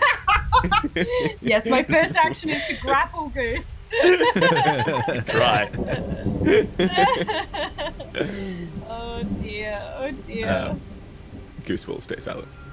Yeah, I think Corey gives you a look that you only ever recognized once. When Corey was much younger, she was very scared, and that same facial expression is evident in her eyes right now. And that's rare for Corey. Dear. I think that Sirius is up Goose a little bit. Like he sees that and is like quiets down and like keeps an eye out. You hear the creatures in the front, whatever they're working on, one of them seems to be satisfied. And Junie, you see the face that's been lifted of the knight is, I mean, it's got a face, and you recognize sort of a flabby bit of flesh that they just kind of ripped apart. The one creature that took it looks around him and says something completely unintelligible, and it and one other begin to walk in the distance as if meaning to leave, leaving 3 of them behind as they've collected seemingly what they came to collect. So, hang on. Three of these figures are staying by the felled knight? 3 of them are staying by the bodies, but 2 of them, one who's like sort of copper skin and the other one who's looks bronze. So there's one that looks very unique from the other ones, seemingly the leader because he said something or it said something and it started leaving. 3 of them are left behind, and the bronze and the copper ones, grabbing whatever the face and some items from the cart, are beginning to make their way away from your direction. Okay. They're leaving. Some of them. Good. We should too. Yeah, Lyndon's right up next to Corey and says, Tevurora Nim.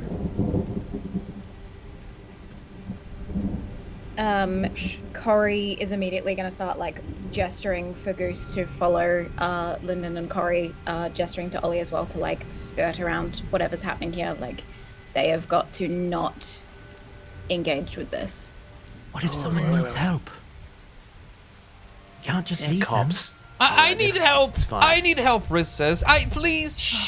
I just. I will hammer you to death. Shut your mouth. Don't hammer me to death, please. No death. I put my hand over his mouth. Okay. I'm going to turn to Ollie in a very comforting voice, but you can still see the fear in Corey's face. Okay. Sorry. Go ahead. I don't think to Ollie and I don't think there's anything that we can do, and if we go any further, we're going to die, Ollie. Okay, hang on though, because we need to go that way. We can go around. And there's only 3 of them now. Better we get them now. I'm just saying, we could get them now, and then we're not fighting a horde. We'll just wait for them to leave.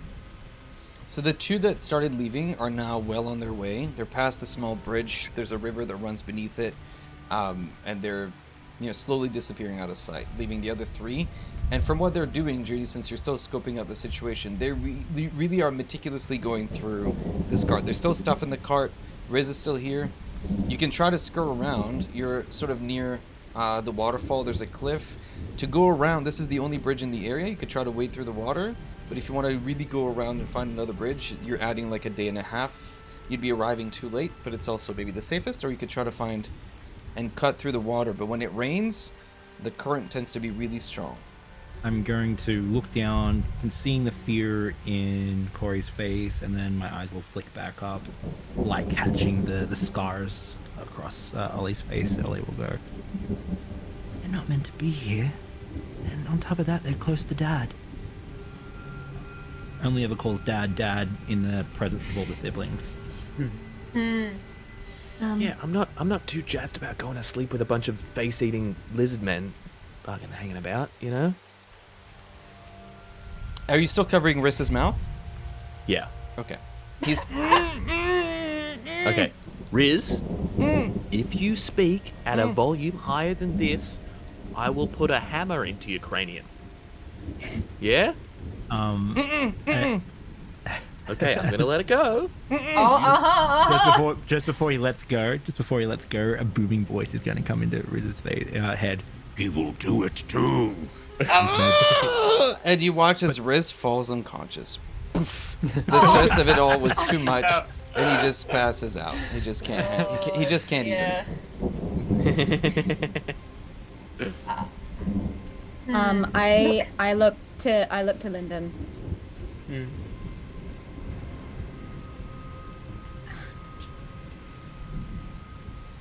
What do you want to do?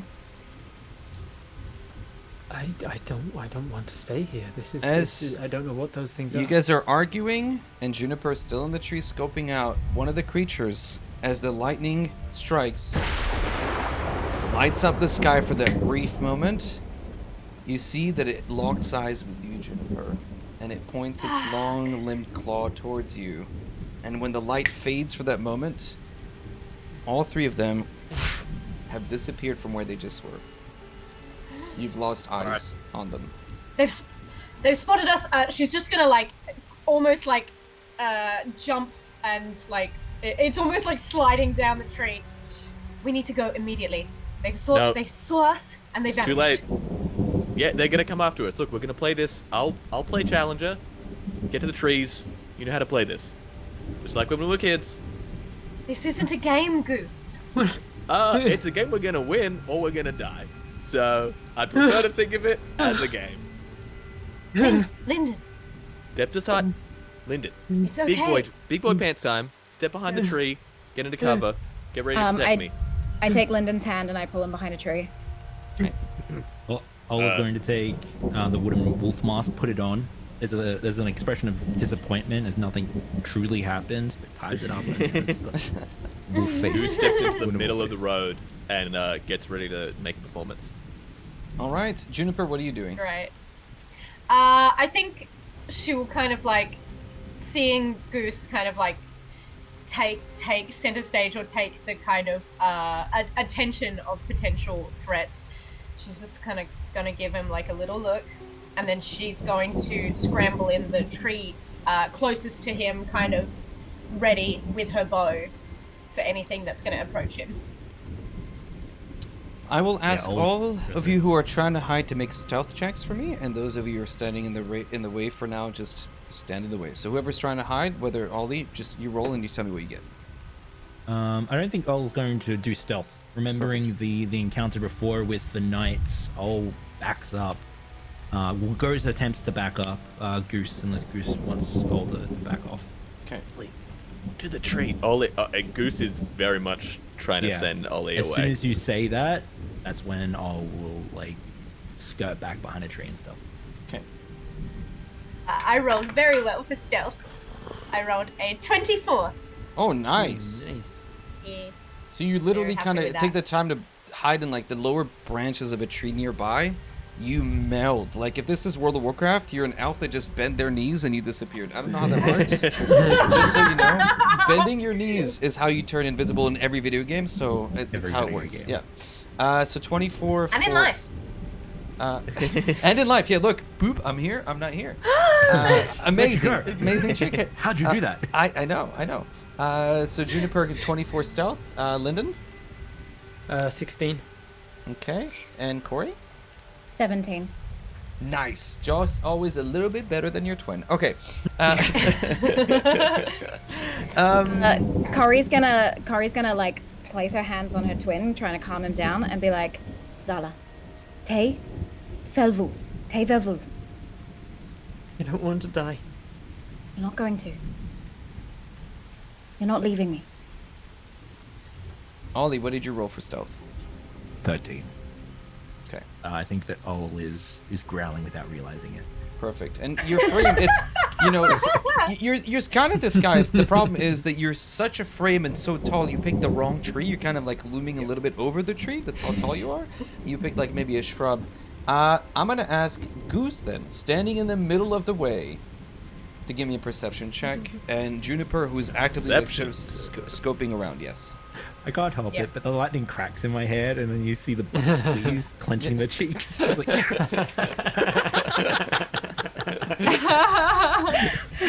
Let me zoom in on that cake. I gotta zoom in on that cake. All right. There you go. Get it from the side. Get it from the side. A better angle. Yeah. there it is. Very important. That's the one. That's it. That's Spent a that's lot of the. time By the on way, that, that's right? gonna go on YouTube as the thumbnail. It's gonna be this That's what we want. episode 1, Dragonlance Shadow of the. That's it. It was Cake Lance. 7 cake to lizard man. That's how you the whole. get all When that I say cake you by could suck bending my your whole knees. ass, that's the ass I mean. It takes time. It takes time to go all around for sure. Okay, what did you get for perception? I rolled a 16 for a 15. Nice. I got a 15. That's yes. All right. So Do you have a Goose- negative perception? Yep. Negative wisdom. Oh my god! Oh my god! Goose, Brilliant. you see one of these creatures appears and presents itself coming down the main walkway. And as it turns around the corner, you can see that it's hurt. It's been cut and it's been kind of damaged by the knights. And as it approaches, it points to you. Blah blah blah. Is that a scab covered? What is that? Ah, that is gross, man. You gotta sort that shit out. Oh no, there's a scales. Oh, my mistake. Man, you are one butt ugly some bitch. And I tell you that for free, because I know asses. See And this? As you're talking shit, which is brilliant, Cheek out.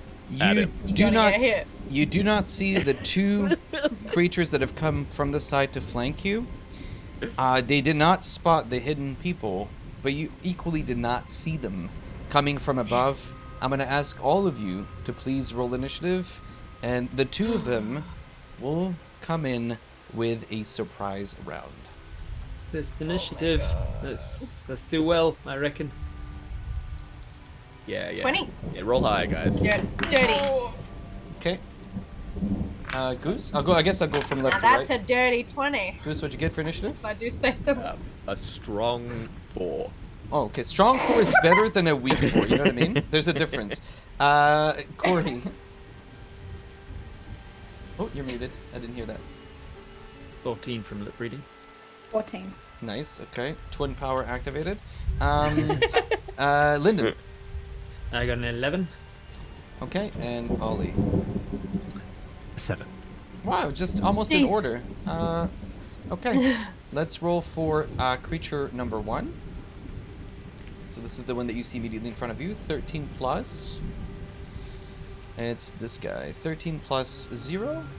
So bad guy number 0 1. is gonna be a miss. It's like, really? Really? Second one. That- 7. That. And another 13. Okay. So. And 7. What's your modifier to initiative, Ollie? 3. Okay. So it is slower than you. All right, let's add them in initiative, and we're gonna get started here. So it was Oh, Juniper, which is in the tree. I forgot where she was. I actually lost the mini. That's how your stealth was. That's good. That's how well she's stealth. Juniper just like arrives somewhere completely random. Like, where the fuck am I? And then we have Ollie, which is over here, and then we have Goose.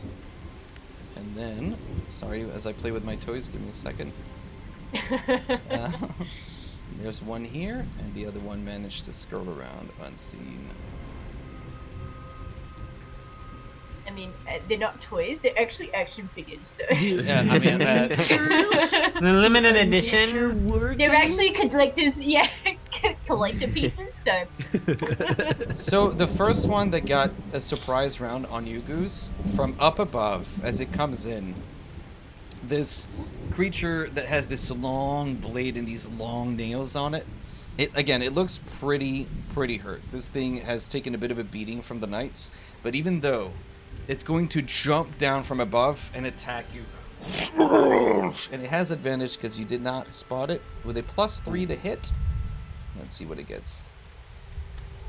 That is a 16, which I believe hits just barely. It does hit, just on the button. And you suffer. Goose is talking Just on the mad butt. shit to the other one.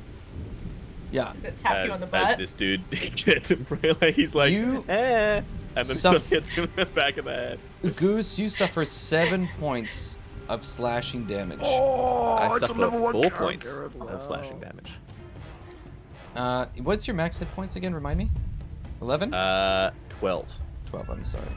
Okay, you're down to 6. And with this, Down to 8. I'm down to 8 because I take 3 off the top. oh, true, Heavy armor master. nice. Nice. As it lands beside you, First level!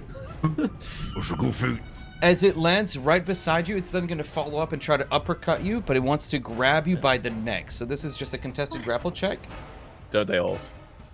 See, I have a 19. That doesn't look good. 1, Is perfect. it one? As it jumps from above, it pierces you with its blade as it cuts down through your back. As you're bleeding from the back, it wraps its arm around your neck backwards, It's only going to take a motion to snap your neck on the next action if it wants to, but you're right there grappled.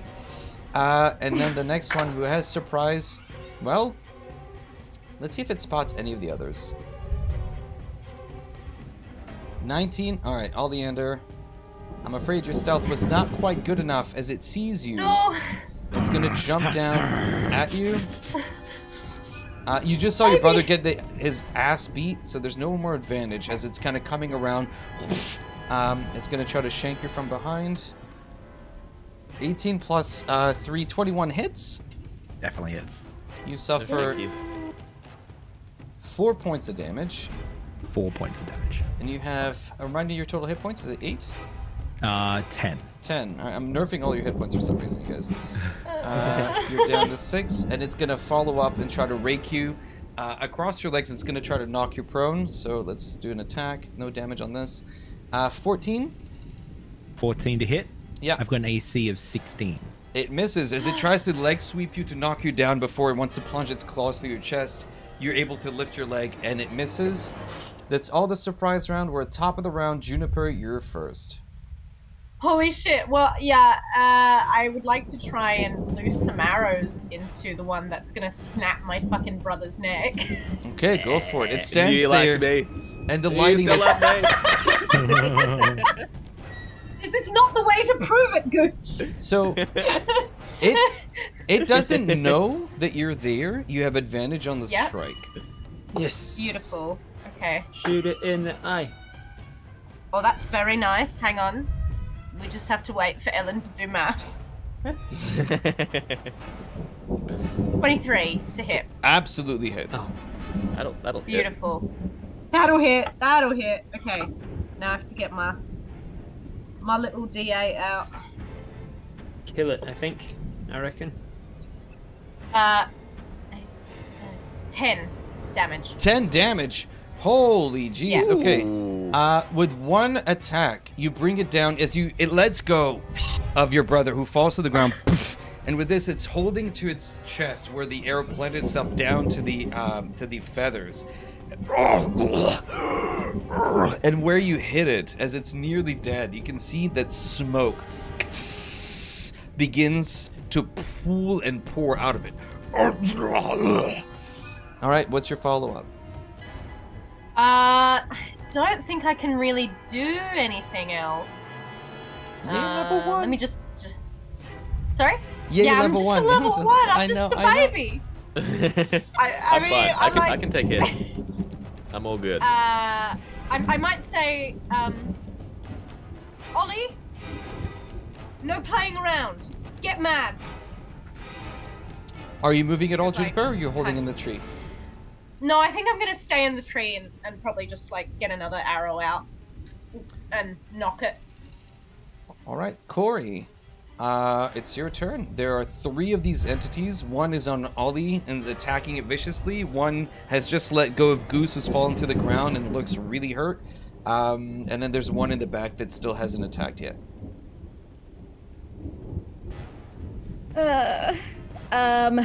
Okay. I am going to subtly get myself so that from where we're at, if they do see us, they would see me first before Lyndon. Mm-hmm. Yes, they would definitely see you first before they see them. And I'm going to cast Cause Fear. Okay, on which one? I assume the one closest to me. Okay, the one that's closest to you is the one attacking Oleander. So Yeah, Okay. for sure. Handy. So it's a wisdom save, I think? Yes. What's the DC? 13. As soon as you cause fear, you cast the spell, and the spell takes on a physical manifestation that's... You know what the spell is supposed to do, and what appears in front of you, and you're surprised by this yourself. You dig into the deepest part of this creature's phobias, or you pull at that strand, and what comes out looks like an enormous golden creature. Stunningly beautiful. You've only read about these things, and yet somehow standing in front of you for just the briefest of moment is a golden dragon. And you watch as this creature takes a step back, and immediately turns back and gets ready to just run away. You scared the living daylights out of it. I stand my ground behind this, I guess, unwitting, like, illusion that I've created because of the core sphere. I look back at Lyndon just like, did I do that? Did I do that? Are you moving at all, or are you holding your ground? I'm gonna hold my ground. Lyndon and I don't have a lot of hit points, so I'm going to make sure that we have cover behind that tree, and if anything comes our way, I'm going to get in front of it. All right, got it. Next up is this Draconian over here who hasn't done anything. It saw the arrow come out and shoot its buddy. It's 5, 10. Let's do a quick athletics. Suck my nuts. Suck my nuts. Your mom likes to suck my nuts. Are you talking shit? Yeah, I'm talking shit. He's gonna never mind. Shut up! He's absolutely gonna come charging at you. You're on the ground where you got dropped, and it's going to just try to stab you through. It has advantage. You know, this is going to create such complicated feelings for me when you die. 21 hits. You suffer 5 points of damage minus 3, right? So you take 2 points of damage, and it's gonna do the next attack again and try to. You guys watch. Those of you who can see, as it tries to grab you by the neck and plant its nails under your skin because it wants to start ripping your face off. Oh my god. So with advantage. Fans, what are you gonna do? 16? Oh no, sorry, plus 3, right? I said. Yeah. That hits. For 3 points of damage, you take no damage from that second attack. As it tries to get you in the neck, you see its nail quite literally break, and it kind of pulls back. Made of tougher stuff, mate. Made of tougher stuff. It growls its frustration. That's the end of its turn. The one beside you is down to 1 life. Will turn tail and run. At least, actually, before it runs, it's gonna try to just kick you in the face. Quick kick in the face. That would do the same thing. 17. 17 hits. 7, so 4 points of damage. You're down to 2 life. And with this, satisfied that you're almost dead. I'm down to 5. 5 life. Yeah. You took 6 minus 3, 3. You took 2 after that. So that's 5. So that puts you at 7, and then you just and then took I took 0. And then you took just now the hit. Yeah. Which was for 4, 5 minus 3, 2. I can't do math. You're at 5 life. Okay. Yeah. Good job. Good job. It's gonna run away. You could take an attack of opportunity if you like, but at disadvantage, you're lying prone, and you.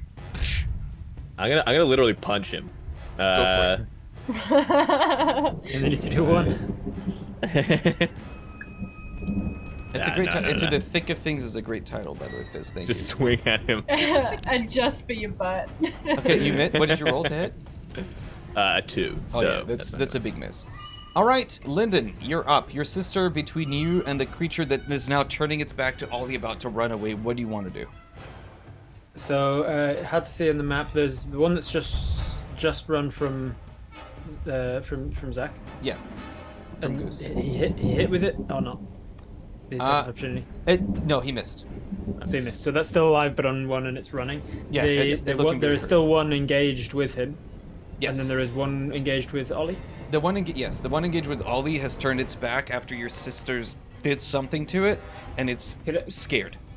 Could I get a zoomed out to see the distance between the one with Ollie and the one with Zach, with Goose? What sort of distance are we talking there? They are 15 feet apart. Perfect. All right, and I can see them both from where I am. Yeah. Yes. But Goose is in it. I think this makes sense story-wise. fine. Yep, yeah, Goose. This makes sense story-wise because Lyndon is scared and he's not thinking straight. He's holding Corey's hand and he's scared. He's never been in a real fight for his life before. Anyway, he's been in a fight with bullies and stuff, but nothing that'll kill him and steal his face. So he's a little scared. He is thinking frantically about things that can help in a situation like this. And then immediately stuffs his hand down into his component pouch and he's throwing aside like dehydrated quail eggs and like feathers and all sorts of things. And he grabs He grabs something that he's looking for, which is down the bottom of the component pouch, a pinch of fine sand. He flicks that into one hand and then grabs some rose petals, and then he brings that out.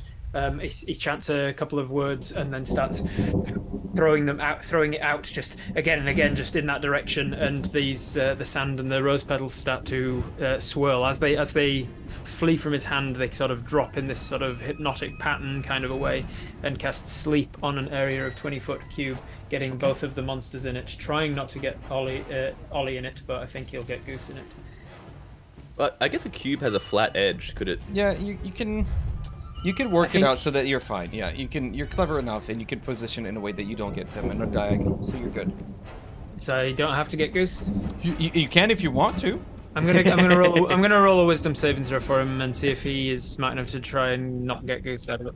Oh god. Yeah, I think he's alright. Yeah, he's just at the last second, like tries to avoid getting Goose in it with a decent wisdom there. He's It's that Goose is doing it. And you have the math. He's kinda blowing away the sand. All right, so you need to roll however many. I can't remember the number of dice. That's pretty. I got you. So this is pretty handy. Pretty coincidental. I've got 5, 6, 7, 8. 5, 6, 7, 8. Which good, makes baby. a 15, 20, 26, 28. 28 hit points. 28. You watch as 28. both creatures beside you or beside them immediately fall down to the ground, deep asleep. They're asleep for now. It'll only take a minute. If you hit them, they'll wake up. Nice move. Are you doing anything else? Yeah, shit Moving, himself. holding- Yeah, are you moving at all? Pee in his pants. That was them. I swear it wasn't me. Yeah. So you're gonna hold your ground? Yeah, staying where he is. Ollie, the creature right beside you has fallen deep asleep. You can see it now more clearly. It's definitely got like lizard-like qualities. It's got these vestigial wings that are sticking from its back, and it has this long blade that's in its hand that it just now dropped. It also has a symbol, now that it's falling asleep, you can see on its chest. It looks, maybe you've seen it before? Give me a quick religion check. In good old fashioned, this session, it is a natural 2 for a total of 3. Sadly, It's not your day, mate. it's dark, Not my and with the day. lightning and the mud that's caked on it, you can't make Yeah. out the details. If you took more time later, maybe you'd figure it out. But for the time Hells being, it's difficult to see. What do you want to do? How far away is the one that's running? The one that's running map is 50 feet away from you. 50 feet. No, it's out of here. Okay. But Yes. the others are asleep, so like okay, so what Ol is going to do is I would like to okay, so what you're going to see is assessing just looking everywhere in the moment. It takes a moment to just take in that the two are down and that Goose is down as well. You're going to see this flare of green light pinpointed with pink light, and then there is this drape of green energy that comes over Ol, and then Ol just like disappears into a flash. You see leaves and petals. Ol's going to misty step closer to the one that's getting away. Okay. Nice. Yeah, carried on the Very wind. I'd like to get nice. up on that rock formation if I can, just above 20 feet. But on that, I want to be where Goose can see me, because I'm also trying to Okay. impress Goose here. Yeah, he can see you right there. For sure. And up there, I take a power pose as if I'm on a stage, and I look over in that direction. I'm going to gather the raindrops that are coming down from the clouds, and they're going to start to spindle and collect in front of me. And forming out of that, you see an ice knife. I'm going to flick my hand as if I'm throwing a pick from the stage towards the one that's trying to get away. So you've already cast a spell this turn. with Misty Step is a feature. Oh, you're not a using spell. the Eladrin. Oh. Nice. You're using the Eladrin. Nice. Sneaky Perfect. boy. As you step through It's face step. face step. Yeah. Okay. Yeah, face step. So sorry. It's okay. Yeah. So Sorry, as yeah, you you're right. I did say Misty Step. I meant It's all face good. step. It's all good. You step through the tree that's in front of you with a puff of like maple leaves because I'm in Canada. It's beautiful. It smells like maple syrup. You should buy some. And sponsored by Big Maple. And as you arrive at this, you collect the ice knife. All right, make a spell. Cast your spell. Okay. Should I use digital dice? My dice have been like really bad all night. You know what? You gotta give me a good roll. Have you given him a little kiss? Yeah, I gotta give him a little kiss. Give him a little kiss. A little smooch. 14. 14 absolutely hits. Yeah. Okay, cool. So that's going to be a D10. That's going to be 3. That feature. 3 damage. Yeah, 3 cold damage. Oh, piercing. Sorry, piercing. Okay. And with this, as the ice knife explodes around it, you watch as its back locks into place. The ice turns it for a brief moment into an ice sculpture in the back. Before you see the smoke that was emanating from it, suddenly you hear like a tea kettle that's going off. The creature explodes and leaves behind just soot, smoke, and this nauseous-looking gas that begins to dissipate. Okay, Well done. Kill one close up. You have Go. you have downed it. Excellent. Hells yeah. And somewhere in the distance, that would ruin the cool, with with the- the pose I'm holding. yeah, the right power now. pose is like there's like an electric guitar Big riff Goose for no looking at him reason. like- Yeah.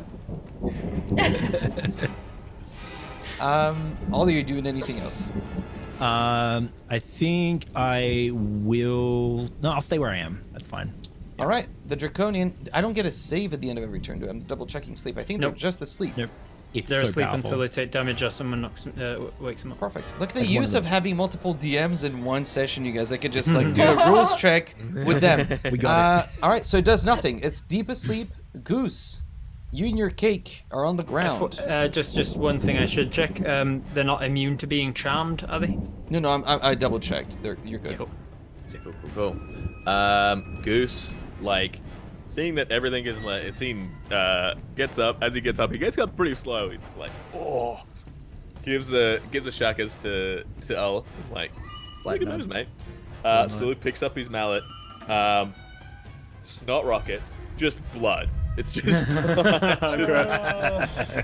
which is his second wind. So he gets back some HP. Expects 4 Nice. HP. What did you roll? And it's like, well, if anyone his stomach is going to turn, seeing watermelon, please look away now. As he brings like an axe, like chopping wood, he brings the hammer down on the creature's head. Ollie, look away. Would you say it's hammer time? Yeah, that is like a 24 to hit. Cool. You're using your maul or your warhammer? My maul. Sorry, it's just not equipped in your. There, got it. Yeah. So you have Oh, right. +6 to hit. What did you get? Like a 24 to hit. Oh yeah, no, that doesn't hit. No. I want to get it. Yeah, of course it hits. Fuck Roll right off. 2d6 + 4 damage. Now I He's- believe they're unconscious. Yes, he's so- unconscious. Oh, he's so it's an unconscious. auto crit. Ugh. Auto crit. So for crits, this is the rule that I use. You do max damage and then you double the dice. So it's 12 + 4, and then you roll the other 2d6 on top of that.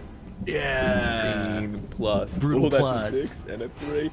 9. So 16 + 9, 20. What did I say? 25 points of damage. As yeah, you bring that'll do it. the head explodes. Sadly for you, though, you need, as the body follows suit in its death throes, it explodes. I need you to make a Constitution saving throw. Goddamn. Love a good death burst. Ooh, Wow. 12. 12. As you stand there, the gas that explodes, you inhale just for a brief second. You watch as your fingertips begin to turn gray and ashen as they harden, as if you're about to be slowly turning to stone, but you fight it off and the effect does not find purchase on your body. just for a Rackham, brief moment. You just checking. Braden. You know we're level 1? Yeah, I do. Yeah. This is the first session. Yeah. Yeah. Goose is like, Cool. Goose takes it can and I- he's like, gonna Something, take a lot more than something's that. come up, and yeah. I've smoked I a lot has, worse than that, mate. As well, I think seeing the last one like burst. Mm-hmm. Can I have prestidigitation, like a gust of wind, to try and get it, like to just help in some way to get it further away from? It's just a brief moment that it does, and then it dissipates very quickly. So Yeah. as this, we can add the flavor of you like kind of gust of winding it away so he doesn't just inhale. And in his time in the band, he probably did way worse than this anyway. So his system is probably This is a all right. Saturday night. This is just recreational. What kind of venues were you performing shadow at fun, where you were mate. getting petrified? But that's how they get stoned. Like it's just Nice. Hey. But Hey. everybody suffers 10d6 psychic damage. I feel like the chat has to do something for that. Like when we make a pun that's like that bad, I feel like something has to happen in chat, but I don't know. I don't You know. guys That was a pretty figure it good out. fun. That was All right, Goose, as you smash this thing, wipe the blood in your full life, right? You rolled high enough to go back to max life. Are you moving at all? You have 15 feet of movement left. There's one left, right? There's one behind the tree who's asleep, yeah.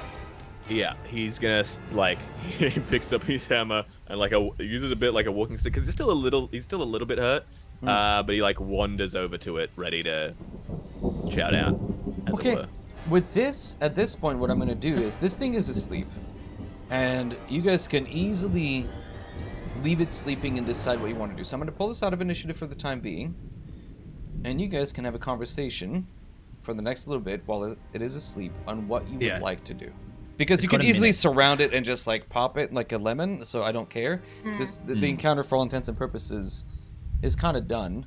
But what do you choose to do with this creature? I was going to stay on Pride Rock there and just loom over Goose. Oh, you Just loom. wait to see what happens. Nobody's ever loomed quite as much as you are looming right now. Hey, all. Stop notch limits. It doesn't come easy. I mean, I'm keen to check out what the fuck this thing is. And, Goose you walks know. over. You see him just half like he's not really paying attention. Just half somehow it goes to swing again, and everyone's like, No, "Ah!" stop. We don't know what this thing is. I know it tried to skewer me. That's good enough reason to give it the old. Bop, bop. Actually, it Yes, tried but to I hit me want- first. That's true, and I don't want to be surprised by any of these things in future or know what they're doing here in these woods. Am I able to give it like a nature check, or to try and distinguish like what species this is? All of you, whoever's proficient in either, nature, arcana, or religion, I guess, would be the place to be. Any of these proficiencies, feel free to roll. Cool. 24 religion. Nice. Sorry, Arcana. 24 Arcana. Okay. Nah, that's a 5. 23 Arcana. Oh. 22 nature. Nice. Okay. Looking at this creature and how it's built, I mean, you're elves. You know what Kender are. You know what dwarves are. It's completely within the realm of possibility that there be dragon people or dragon folk. You've never met any. Dragonkin. You know that, cat people sort of exist. Tabaxi or out and about. So why not this? But what really draws all of your eyes, and now that you have a moment to look at it, is the sigil that it has on its chest. And that you recognize. Like emblazoned on its chest, or like No, like on its armor. Okay. Sort of like a pin that says, "Hi, I'm a bad guy." And I'm a bad so guy. handy Ask me for the how. bad guys to ask do me that. how. My name is Bob. It's not. Yeah. Anyway, you are bad, but you are not bad guy. Ask You- me about our taking over the world policy. You see something that you've only ever seen in books, or that stories have been told to you, Ollie, by your dad. This is the sigil of the Queen Takesis. In other words, in other names that you've seen her referenced as the Mother of Dragons, the Queen of Dragons, Tiamat. And it is a name that belongs to legend and lore. That is a name that belongs to pre-cataclysmic times. That is a name that belongs to the dawn of time. That is the stuff of stories. What is it doing here? What is it doing on this creature in your little neck of the woods in the middle of nowhere in a quiet fishing village of no consequence is beyond you. But it is terrifying to see this in the flesh. And now that you see the symbol, you can clearly see that this is a brass dragon-like entity that has just taken a vaguely humanoid shape. And even in its sleep, it is struggling and grunting. But it is asleep. We'll wake up soon. It's only asleep for a minute or so. It will wake up soon. It's not. Well, Is look, there any why don't, point in having a chat with it? I couldn't understand its words before. I think Alright. it's going to wake up. Misery. All right, ladies and gentlemen, you're in the splash zone currently. So if you want to, I think I want to see if I can beat Goose to it. Just like, yeah, come on, initiative check. As a flashback to our childhood where we would try and beat I have a each other. +1 on Dex. I reckon you're gonna win. 11. I rolled a 6, so the honor is yours. The honor is yours. Goose splatters, and just as he does, the arrow hits like right after it. Are you immediately beside it when you splatter this thing? Fuck! Oh fuck! I forgot it had Yeah. fucked up blood. How I did you told forget that? everyone to back We've up, literally Adam. fought one thing this campaign, and that's the thing it does when it dies. I mean, it makes sense for Goose, though, in my opinion. So It does. it's a very Goose thing to do. Tell everyone to get back though, and that they were in the Yeah, splash this zone. is true. Yeah, I Alright. have to be back to like Nook and Arrow. You otherwise don't. it's just dumb. You don't need to Alright. roll. Like given enough time, even if you miss, eventually you will hit, and you will do Yeah. sufficient damage that its head. Again, are you aiming for the head? I presume. Oh yeah, for sure. I need you to make a Roll the Constitution con saving save. throw, please. Oh god. Oh, same thing. 12. Nice. With this, Okay. the DC being 11, you see as Oh. the body of the creature begins to immediately turn to stone and. Unfortunately, it says here in my notes that the DC goes up by 2 for every time you have to make this check. Because you stupidly keep attacking the same monsters. Goose hops to the There's little, more and like- there's more and more of the toxin in your system, so the DC goes up. And with Goose this, hops it a little. It's like, it's the good shit. you watch the root of the tree beside you sort of kind of partially turn into stone. The grass beneath has also turned into stone. But you yourself, maybe your part of your tunic has kind of turned into stone, which is a cool look. But beyond that, you seem to be fine. And there's nothing left but the powder of all three dragon-like creatures. Sort of like a very Indiana Jones, like sort of pile of dust that's just left behind. Oh yeah, forgot about that. That would have been bad if they got turned to stone, wouldn't it? Lyndon's legs go weak and he goes down to his butt and just sits in the mud, in the rain, Well, shakes a little. You hear in the distance, we face stealers! Face stealers! It seems that Riz has woken back up and is just kind of really, again, coming to and scared in his little neck. I'm alone at the dark, it's raining. well, we did have somewhat of a shelter set up.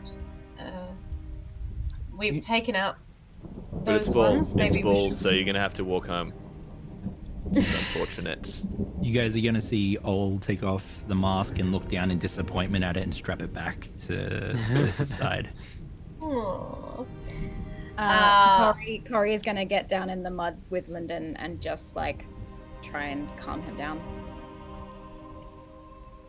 In the distance, you can still see the cart that's left over. The bodies of the soldiers are there, and near them, one of the statues, monuments that has been left from presumably pre-cataclysmic times.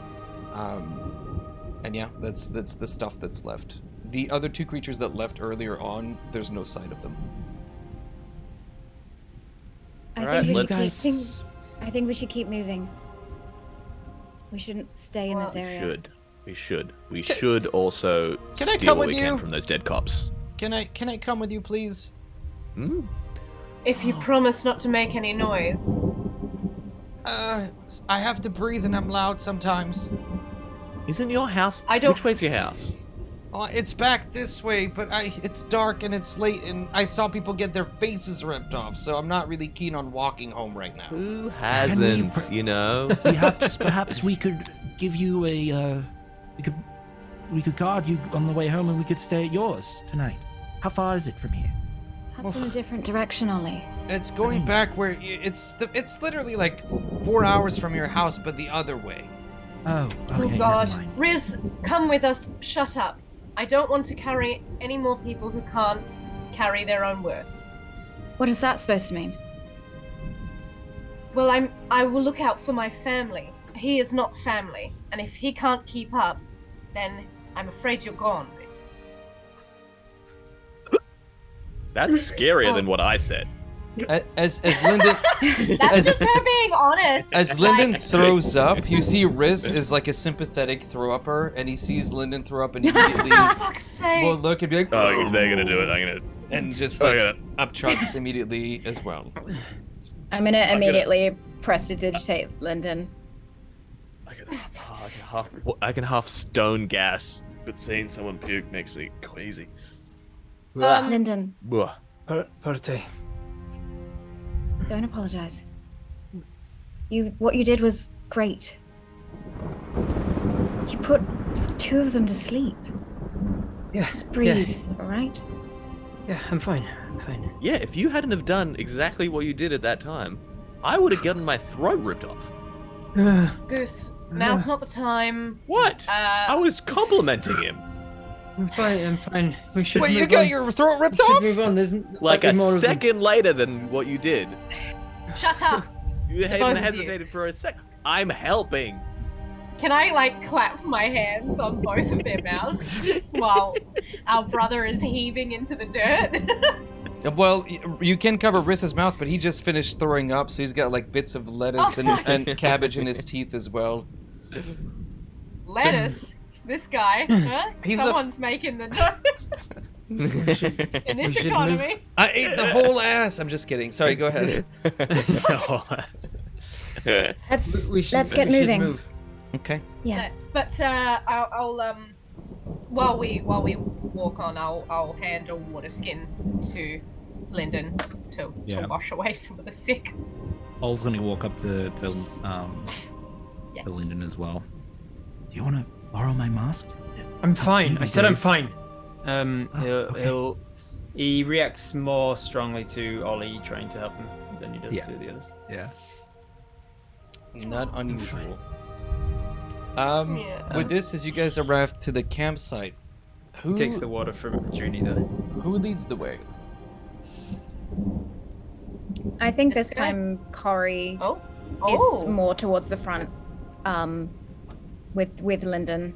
Yeah, Lyndon will be beside him. Okay. Wait. As the two of you are there, Lyndon specifically, I'm going to ask you to make another Constitution saving throw, please. Alrighty. Oh yeah, the stolen Roll faces. for bath. It was a 19, hit the edge of my desk mat and rolled to a 3. Oh no. You Plus cannot 3 plus possibly 9, I would count Correct. that as a cop. 5. As the bodies here, you've seen your father, you've seen Juniper, you've seen your mother slaughter animals before. It's part of life. It is what it is. You've seen foxes get into hen houses. You've seen raccoons get into hen houses. You've seen everything get into hen houses. Stupid hens. Hens get into I know, just hens get into hen houses. True. And you've never seen bodies mangled in such a way. Just taking that sight in just immediately triggers your just. Don't get it on the boots. Those look my size. Leave him alone. They're good boots. You guys see 3 bodies of the same 3 knights that you had seen earlier. One of which has had its helmet removed and its face and part of its skin. Like there's a flesh and hair. The graphic content, just for viewers who might be squeamish, or even players who might be squeamish. But it is just ripped, leaving the skull behind and ligaments. It's a nightmare of a visual. Their armor is shredded and tattered. The other two behind have grievous injuries. One of them has died, and you can tell that it's clearly dead. The sword planted at its feet, sort of a kneeling posture. You get the sense that as it died, it wanted to die at least with some modicum of honor. And it died in this posture, and it has, again, number of wounds and injuries, but its blade is affixed into the dirt, sort of holding its last. Pierced through clean, just holes gaping in their bodies. This has been not just, you've seen people kill in self-defense. This was intentional massacre. This is above and beyond. This is sending a message. You don't know what message other than wanton violence, but it is a message. Lyndon, Ollie, look away. Ollie instinctively looks. Of course you do. Damn it. Of course you do. Ollie, No one listens surprisingly, to me. you have a bit of a stomach for this. You've been with animals for a long time. You've seen wolf hunt. You've seen the remains of the trapper, that what he has done in the forests. You've seen grievous injuries before. Never in people like this, but it's not. Maybe, you know, Juniper might be sad to know that it's not as upsetting as one might think for you. What do you guys want to do with the bodies? There's a cart, there's stuff that's sort of splayed all over the place. And beyond that, there is that little shrine that sits. I will say that Ol is used to being a bit of a scavenger, so I'll go over and start picking through. Goose, Yeah. Goose for sure is I like, think- Goose is like, man, it almost makes you feel sorry for him. Anyway, pulls out a knife and starts like cutting off bits of armor, like throwing his rusty bits off and like replacing bits where he gets. As you're doing that, I'm gonna look towards Goose and say, I'm just pointing a finger and go, us. And then as I say that, I'm gonna use my healing word on you. Aw. That's your healing word is us. Until you change Us? it. So, Us. Yeah. Us. Nice. Whole ass. Whole ass. Whole us. Really makes it hit. You'll get 5 HP back. Thank you. Are you back to full? Back After your to second full. wind? Yeah, okay. The goose. Yeah, I think I'm just gonna do some scavenging too. I think I'll leave the bodies as is, but maybe check out the campsite. Okay, I so will say that Ol is also will say something in a second as well. Go ahead. I'll go I was around gonna the say- table, but yeah, go ahead, AJ. Fine. I was gonna say, Corey will lead Lyndon towards like the shrine, investigating what's happening, and then also just turn to him like, I think a little bit more stern, but in a supportive way, and just say, "Emdras, be strong." Okay, so why don't we start with the people in the camp? Who's investigating the bodies? Goose and Ollie. All right, both of you I give also me... want to say, immediately after Lyndon gets like turned away, he's gonna pull some of the bodies away from the camp so that Lyndon doesn't have to look at them a lot. That's nice. Ol will help with that as well. Okay, give me... and- start with the investigation, both of you, yeah.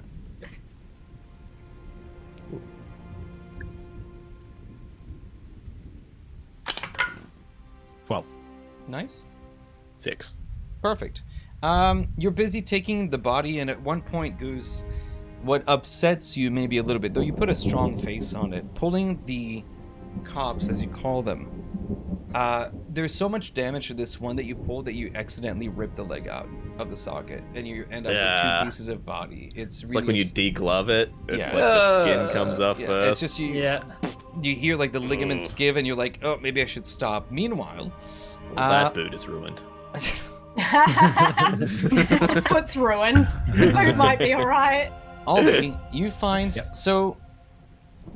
you find quite a bit of money on these knights. One, there's 3 blades that are perfectly functional.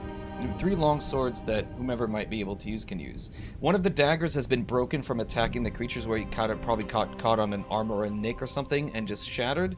And you find 40 steel coins. So as a reminder that there's no gold in this world, that doesn't matter, but steel coins is the currency. And you find 40 steel, which is the equivalent of 40 gold, but we'll call it 40 steel just for within the world Thematic reference. Yeah. Consistency. How's Yes. And beyond that, you find affixed, unused entirely, a potion of healing. And as you spy over where Juniper is kind of going through the things, you see mushrooms and herbs. Riz wasn't lying. Like, the stuff that's in the carts that's being carted away, probably some components for anybody who's capable to make potions. This guy, this knight, had a potion of healing on his hip that you can just grab and add to your inventory if you like. I'll do that. And as I'm looking, I'm putting the coin to the side and the potion to the side as well. I'm going to look to Goose, and I'm going to say, We should probably bury them or figure out exactly how we want to give them back to nature. The forest will take care of them, whether they are buried or not. But... River? Easiest choice. Yes. All right, in they go. Oh my Okay. god. Rest in piss. Drink from there, you animals. Roast them. One, Rest in piss. 2, Rest in peace. 3. Do you think that the swords could fetch us? Oh yeah, more take the money? swords. like this, I'm gonna like jingle the coins that I found. Ooh, look at you, sneaky bugger. Yeah, keep it, pocket it. We'll find something to do with it. My family would. We share in all the spoils. But perhaps if we sell the swords, we could make more. The So, forest won't like them left here, regardless. Look, you hold on to the money. You found it. We'll all figure it out when we need to. All right. Do But you think hey, that the spoils of twins war. would be? Yes, yes. Do you think that the twins would be interested in the cart? It's filled We with- should, yeah. Once we get the messiness away from the carts, let's get the twins over. They have a bit more of an eye on these things. Hells yeah. So we'll throw the folk in the river. Give them back to nature. Nature will take care of the rest. I'll gather up the swords, and then I'll give a wink towards Goose. nice. Aw, The my boys. So feel free to add to your inventory, I guess. In D&D Beyond, not sponsored by them. By the Unless. way, just unless. Not yet. Not yet. I Not mean, there's a yet. whole spot under the Exactly. Dragonlance logo. We could just literally put a sponsor there. Right Just there. saying. Just saying. I'll cut to Juniper, who's kind of rummaging through the knapsacks and the boxes and stuff, to give me as well an investigation, please, and then we'll cut to the twins after that. Excellent. Yeah, I don't think I'm looking for anything in particular. Maybe more rations. And if anything is like of a higher, like any camping facility is like of a higher quality. Cool. That is a straight 19. Very nice. Riz never lied, and Riz, in fact, will accompany you. I help. Fuck's sake. I help pack these things. I know where the good stuff is. But please don't Alright. don't tell them that I told you, because technically it's the crowns and it's not ours or the crowns. It's the knights, and if you saved my life, and I think what they say is this is danger pay, danger money. I think we Danger should, money? Does that mean you have to spend it on Yes. something dangerous? No, you just had a very dangerous job, and now you deserve some recompense. Oh, so all the times that I've had to help empty the night pot in the middle of the night, that was dangerous. I never got paid for that. Just All right, sorry. shush your mouth. And as he looks through the bags, Stuff. he pulls out a couple of really cool items. You find. Roll a d4. Why don't you? 1d4 plus 1. Shush your mouth is my polite Shush way your of mouth. saying shut up when I work with kids. Shush your mouth. What is that? That's a 2. 2. You find 3 really heavy cloaks that would be very protective in like really cold weather. Anybody who wears these things would not feel the effect of like if you're in a blizzard or a snow area or a really cold area. Handy to have in your camping gear. You never know when that could come in useful. And on top of that, with a 19, you find 3 additional healing potions, and so regular Woo! healing potions, and enough in here. If anybody's capable with an alchemy kit, enough materials to craft some potions during downtime. I'm not sure if anybody's. Oh. If anybody, Hello. Hello. All right. Yeah. Alchemist. Perfect. Is Corey equally an alchemist, or is it just Lyndon? We have different skill sets. Okay. He does alchemy, and I do poison. Nice. Okay. Very nice. So in this case here, well, to be fair, the ingredients are identical for either a healing potion or a poison application. It just depends how much you put. Like where acetaminophen in some amount of quantity will take pain away, and too much will poison you and kill you. The same is true here. So depending how you use it, it'll take more ingredients to make poison, and it'll take less ingredients to make a healing potion. But it's up to you guys. So there's enough to make 4 healing potions or 2 applications of poison, but it requires downtime. So you guys can write it down, and then we can sort it out later on who wants to do what. Okay. Do you want to write that down? Well, Ellie, if you're and good, you can have healing, and if you're bad, you can have poison. then you can write down the. What if one of us is good and one of us is bad? So who wants to put this in the Poison inventory? healing. I guess Ellie. I'll Ellie, you put got it, it? yeah. Okay. Thank you. you can hand me them later. And there's Wait. beyond that, there's not much else in these bags. Just some rations, like enough rations to put in your inventory. If you want to, there's some pitons, like the usual sort of adventurers stuff. Yeah. The only other thing, and you're not sure how you would use this, but there is, in fact, a sealed container that contains presumably a scroll. It's a scroll container, and it is closed, and the top part of it is closed, and it is definitely the seal of the Knights of Solamnia. You know that this, and you guys have seen this before to some extent, those of you who have traveled more or less, this probably contains the seal that proves that they are who they are, these knights that were in here. So when they go, they don't have to validate whether they can just show, because anybody can wear armor, but this is their writ that proves that they have achieved a certain rank within the knighthood, and if they're challenged, they can present this, and it should be enough. You are not those knights, but certainly some people can illusion themselves, so this is possibly handy for you.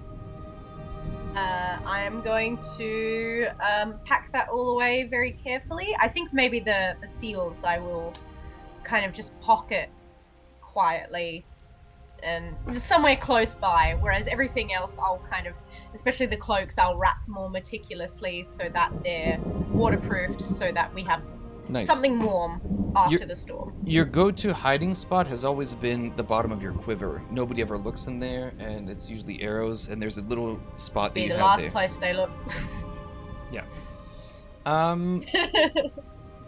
He mainly as a way of distracting himself at first. Once Corey took Lyndon off to the side, as it were, to the shrine area, he got his notebook out and sat down and just started doing his studying notes and started ritual casting detect magic, just to have something to do for 10 minutes. And it's been more than that IRL since we arrived here. So I imagine around now it sort of goes off and he starts to be able to detect anything magical around the area, if there is anything. So as you and Corey kind of come by, Corey, you see your brother, as he's wont to do, pull out his notebook and start sketching things as a way of distracting himself, or at least focusing his energy productively. You recognize that he's starting to inscribe the runes around him for detect magic. You have a little bit of time. What do you want to do?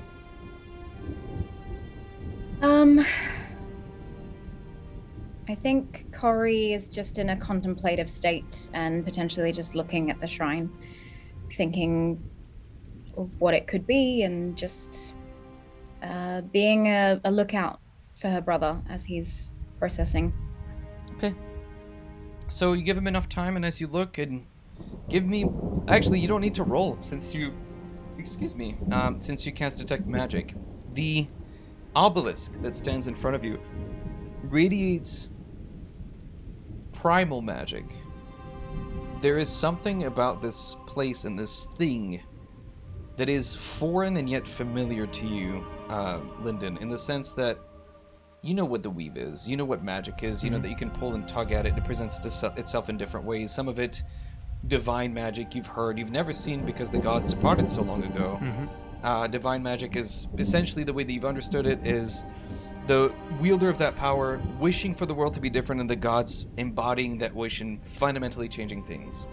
Primal magic is convincing nature to aid you and to borrow and to steal from it a little bit for it to change itself to your wishes and with your power. And arcane magic, obviously the best. The one where you understand the very fabric, you calculate, you know exactly the amounts on pull. You don't ask, you take, but you take carefully and meticulously. This type of magic that you're seeing in front of you is so foreign.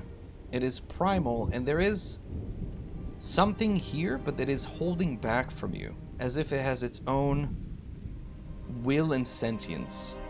There is a message, or there is something here, but you are not its targeted audience. If I hone in on it with the detect magic, can I learn its school of magic, if there is a school of magic to it? Is it sort of a protective magic, a damaging magic? Make an Arcana check, yeah. Alrighty. That is an 11. Give me a second. It is transmutation. This is Kenna. This is, and I point to the obelisk. It's transmutative. It's got some sort of ability. It's not arcane. It's not arcane though. It's like primal. Exposition dump everything to Corey. How odd. That can't be good. I don't know if that means that the thing that it is intended for will be transmuted when it comes here, or the thing it's intended for will be released from its transmutation when it gets here, or... It can't be a coincidence that those creatures are near it. And also that they're taking faces. I imagine that they were taking them for a more permanent effect of what we were doing to the boys earlier, with the disguising themselves as the creatures they've taken the faces of, and perhaps transmuting themselves. Yeah, and transmuting themselves into humans. That's not great. That's not great at all. I'm going to look around while I've still got the set magic up and look over the battlefield from afar now that the bodies have been moved. I'm just looking for anything that's pinging as magical, anything that may have been dropped into the dirt or the mud, swords, weapons. That would have been great had the brothers not chucked the bodies in the river a moment ago. So sadly, as you look around, you see a ring that's still pinging off magic off of Goose's chest. The potions, though, they have healing potions. I don't consider magical; they're sort of mundane items, so they don't ping off as magical. Beyond that, just the totem, your spell book, and your spell your spell components. Radiate some of it. Your sister as inner ability. While I have it up, just 1 second. I'll come back to Ollie. But while I have it up on the ring on his chest, I'm just going to focus in on what school of magic it is. You would have to be handling that ring because he has it hidden under his it's hidden under his... Yeah, I'm just be able to see that it's there. Alright, I'm going to swing my eyes over to Ollie. And Ollie's mask radiates magic. Can I, with that not being hidden behind anything, can I hone in on the school from that one? Transmutation. Transmutation, cool. You get the impression that he's probably picked up some mask that allows him to shift into, or he's intending to make it shift into being. He's always wanted to be more one with the animals than with people, so he's probably just wanting to take that last step and just become an animal at some point. I'm like, yeah, that's about right. He's gonna Are you feeling better? I think so. I wasn't expecting this coming to a funeral. I didn't expect to see all of. You didn't expect to see death coming to a funeral? Not in I don't believe Ispen died to having his face ripped off. I know. I didn't expect to see this on the journey. I don't even know what they are. Dragons? Dragon creatures? Something dragonkin. We're not used to seeing the dragons around. They've been gone for so long. I'll be fine. I just need to sit down. I've been walking so long. I know you'll be fine. This is the first step on our journey of becoming our own guild. Yes. You're going to see things like this. We know that. Yes. It just shocked me to see it so soon. Juniper and Ollie, as your siblings are over near the obelisk that's standing out of the ground, you've picked the area clean, there was talk of shelter, and your eyes kind of navigate naturally to that spot because it's kind of covered by trees. Both of you, unbidden, and it's surprising that nobody else has noticed this, but you see on the obelisk, to your eyes, there's a clear, distinctive image that's in relief, that is lit, and it looks like blue fires emanating from it. You can't quite make out what the image or the sigil is, but it's definitely there, and it's... Why are the twins not calling you? What is this? This looks very strange. Do you notice that, Ollie? Yes, I do. Do you think that the twins are casting one of their fancy new spells? Well, I wouldn't know much about magic, Ollie. That's something you and the twins are much more talented in. Mine's driven by being connected to nature, not learning. Yes. Well, you learn in your own way, sweet boy. Let's go have a look. Right. Hey, you too! Yeah. Oh my lord. Great. You watch as Ollie and Juniper come approaching. Goose is still kind of like maybe trying new boots or whatever. I think Goose is setting up a tarp. Just to like be, wiping the blood off everything. He said, "Okay, you're Still starting. good. You're It's starting to still set up good. camp, and you have Riz beside you. Who's like, oh god, the faces!" And he's like, every 3 seconds, he's just throwing up. Man, fuck Riz. I'm gonna be the first to say it. So I would Riz, Still vomiting lettuce. I'm gonna take off one of the herbs off my belt. He's got so much lettuce. Hey, Riz, try this. It helps with nausea. What did Might you give calm him? down a bit too. Just like one of the herbs I've picked on while I scurry ginger? about. Like, Is yeah, thi- it could be ginger. Yeah. Is this ginger? Yeah. I'm wild allergic. Are you ginger. trying to kill me? Oh, I'm sorry. Try this one instead. Try something else. It's not ginger. Okay, and with this, eventually you do find an herb, and he's just like he ingests it and then immediately throws it up again. Oh, no. Also, it's not everyone's responsibility to take care of your allergies, Riz. I mean, it's not hard for you to not give me ginger. I feel, like I don't know, like it's give me ginger or just do nothing and not kill me. It's probably okay. Riz, I'm do sorry. not I'm take sorry. well I'm to sorry. people who I'm sorry. don't take responsibility. I Yeah, Riz. She really doesn't like it. Shut up, Riz! I had to learn that. I'm just imagining Goose coming over like her shoulder as well to say that. I'm like, Yeah, just her being like, Riz. with this, as you guys get approach, you see that clearly on the obelisk, and twins, you see them coming. They're pointing to something that you cannot see. There is a symbol of what appears to be a bird with blue feathers that is plastered on it. It is very reminiscent of maybe a falcon, a phoenix, an owl. It's hard to say, but it is radiating with inner light, and it pulses faster like a heartbeat as you both approach it. And the twins can't see it. You cannot see it. You can see that the magic is intensifying, Interesting. but this primal magic is not of your domain, and there's like as if it is What holding are back from you. talking about? There's nothing there. there's a big it's right there. pulsing bird behind you. Some sort of Right. symbol? You I don't see I'm, it? I'm detecting great power from it, a primal sort of magic, but I don't see any bird. I'll go up and I'll place a hand on it. Be careful. I would be careful about. Youngest energy. Yeah. Right. I've got sure. all my older siblings behind me. I'll be okay. So Like- Good for the boy to be Gotcha. touching weird shit in the forest. yeah. Let me just try to get the. I want to try to show. Well, but I back it can't- out, I Dash. There suck. wasn't that much to do. That's fine. Just go around touching Go around stuff. touching weird shit in the forest. As you approach the sigil and you touch it, the image, and you find you. How close or how far are you, Juniper? I would say wherever Ollie is, I am. Okay. You find So I'm looking so forward to being copped with a huge magical blast. as you and Ollie, or as Ollie touches it, this sphere of blue energy instantly envelops you, and time around and outside of it seems to just stop. The rain stops in midair, and it's not completely stopped, but it slows down to such a minuscule crawl. Your brothers and sisters outside look like they're frozen in time, but inside, both of you find that you can move quite freely. Junie, what is this? Well, I don't bloody know, do I?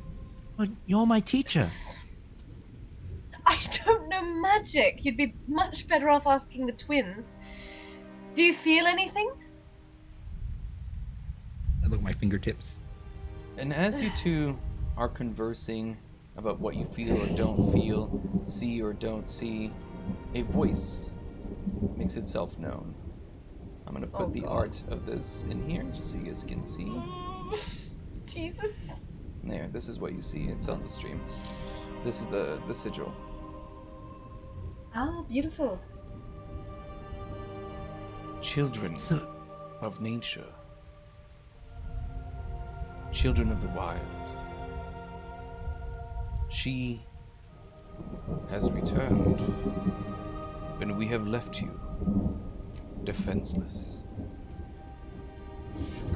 We have left for good reason, but now we wish to earn your trust back, and we wish for you to earn us back as well.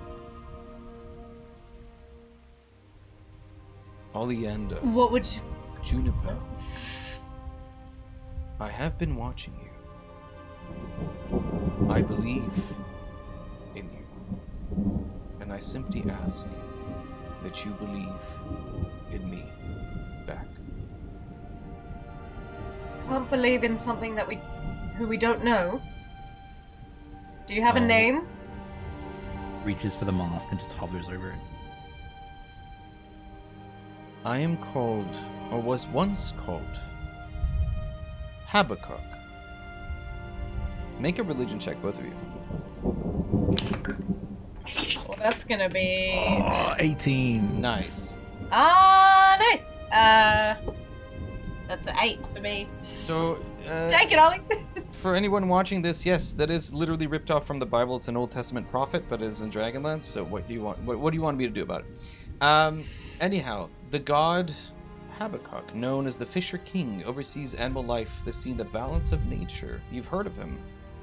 Sailors, farmers, druids, and others worship him, or worshipped him before the cataclysm. But like his brothers and sisters before, he had left. Why now? Why you? Why here?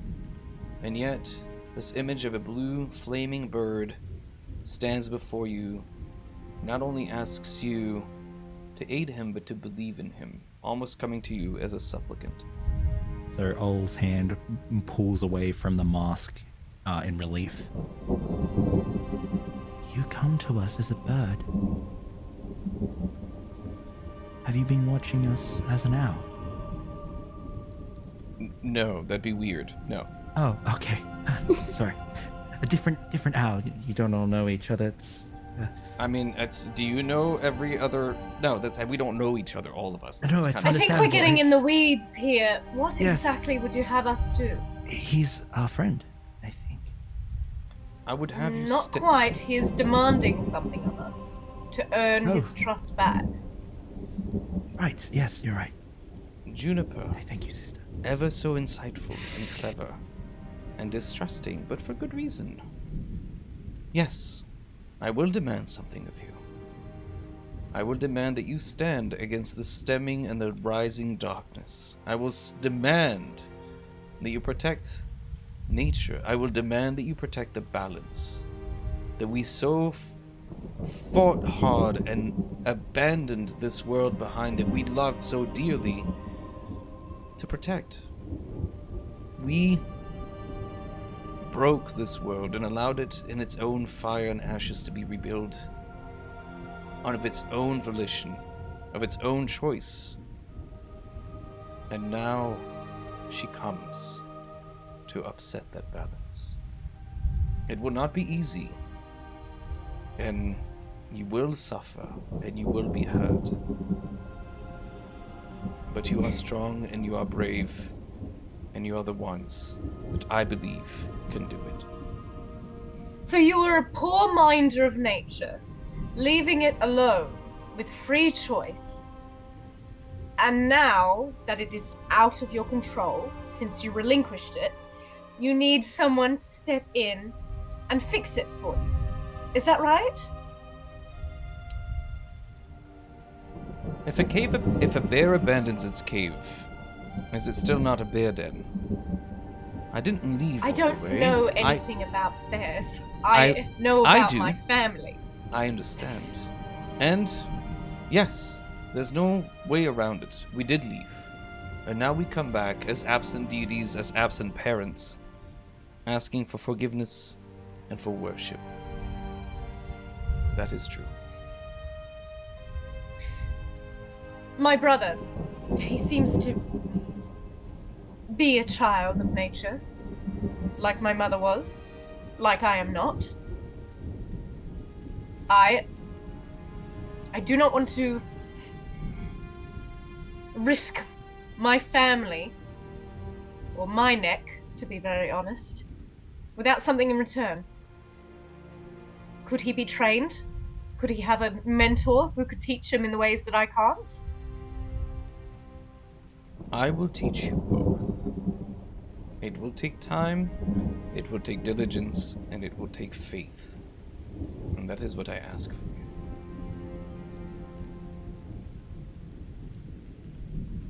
Then I accept. I do too. But nothing will come before my family is my top priority. Like my sister said. And with this... Your family will be taken care of, Ollie. You just need to look out for yourself. Sorry. That's okay, you're good. I'll stay out of the way. And with that... Can I ask? Yeah. Why not include our whole family? Why just the two of us? You say that we are children of nature, but aren't we all children of nature? We're all birthed from the same mother.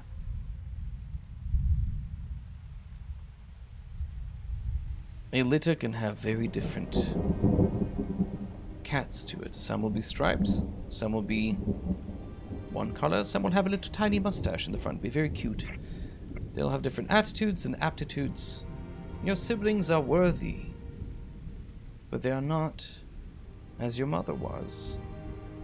In tune with the world around them, they do not feel the living heart and the beat of it. Some of them will take from it, as is their right.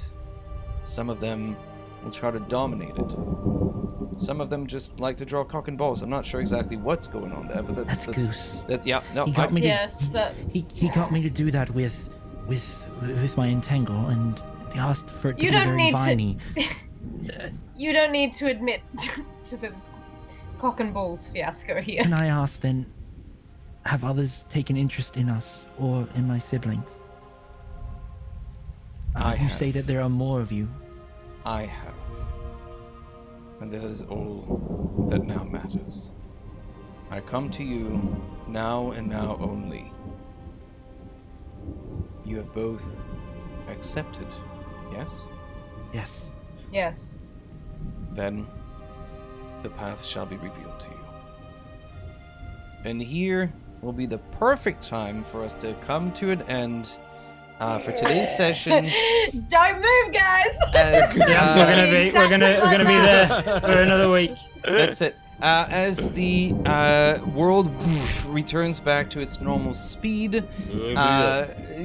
Goose, Corey, and Lyndon, you didn't notice anything different. Nothing seems to have What is that happened. blue shit? But for next week, we'll have leveled up to level 2, so we'll do that. Do you guys want to... So I'll give you the choice before we go. Do you guys want to roll your hit points, or do you want to take the average? Roll them. Roll. Ooh, I'm a big average guy. Good. You use the average. I will roll if everyone's gonna roll. What is before we I mean, roll? what's I'm the... just above average. Do you but... do you use any do you use any house rules when it comes to rolling hit I points? do not. No If you rolling roll ones a or anything? 1, you get that 1. So it's really Alrighty. up to you to choose. Who wants to And, roll? You said. Sorry, go ahead. Can yeah, we all, do we all have to choose one? Like, do we all have to roll, or can we like? No, mix it you up? guys can break it out the way you want. So if Zach Sure. wants to take, Goose wants to take the average, that's fine. If Nah, I'll roll. I'll roll. Okay. I'm just gonna not roll. So, my hit points are the same as Lyndon's. Does that mean one of us rolls? I mean, it's Oh. up. You can, if you want to put it all in one basket. One of you can roll, and it's applied to both of you, or each one of you can roll separately, and you can have different hit point totals. It's up to you. Dang, that's fun. So while you What do you wanna do, decide, AJ?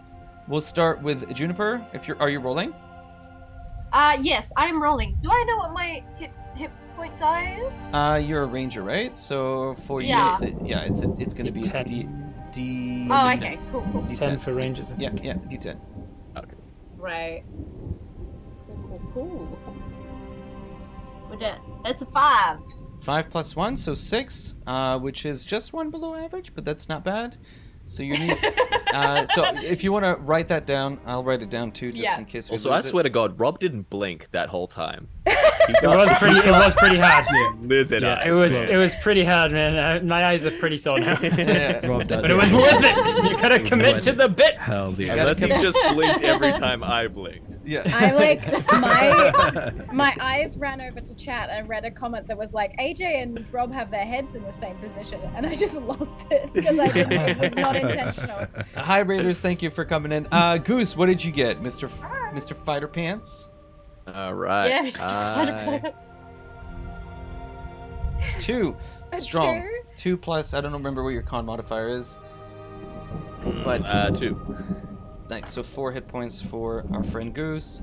Ollie, Are we rolling this in D&D Beyond, or should I roll real dice? you can roll real dice, whatever you want. Real dice? Yeah. Okay, cool. Whatever friendlier to you. What do you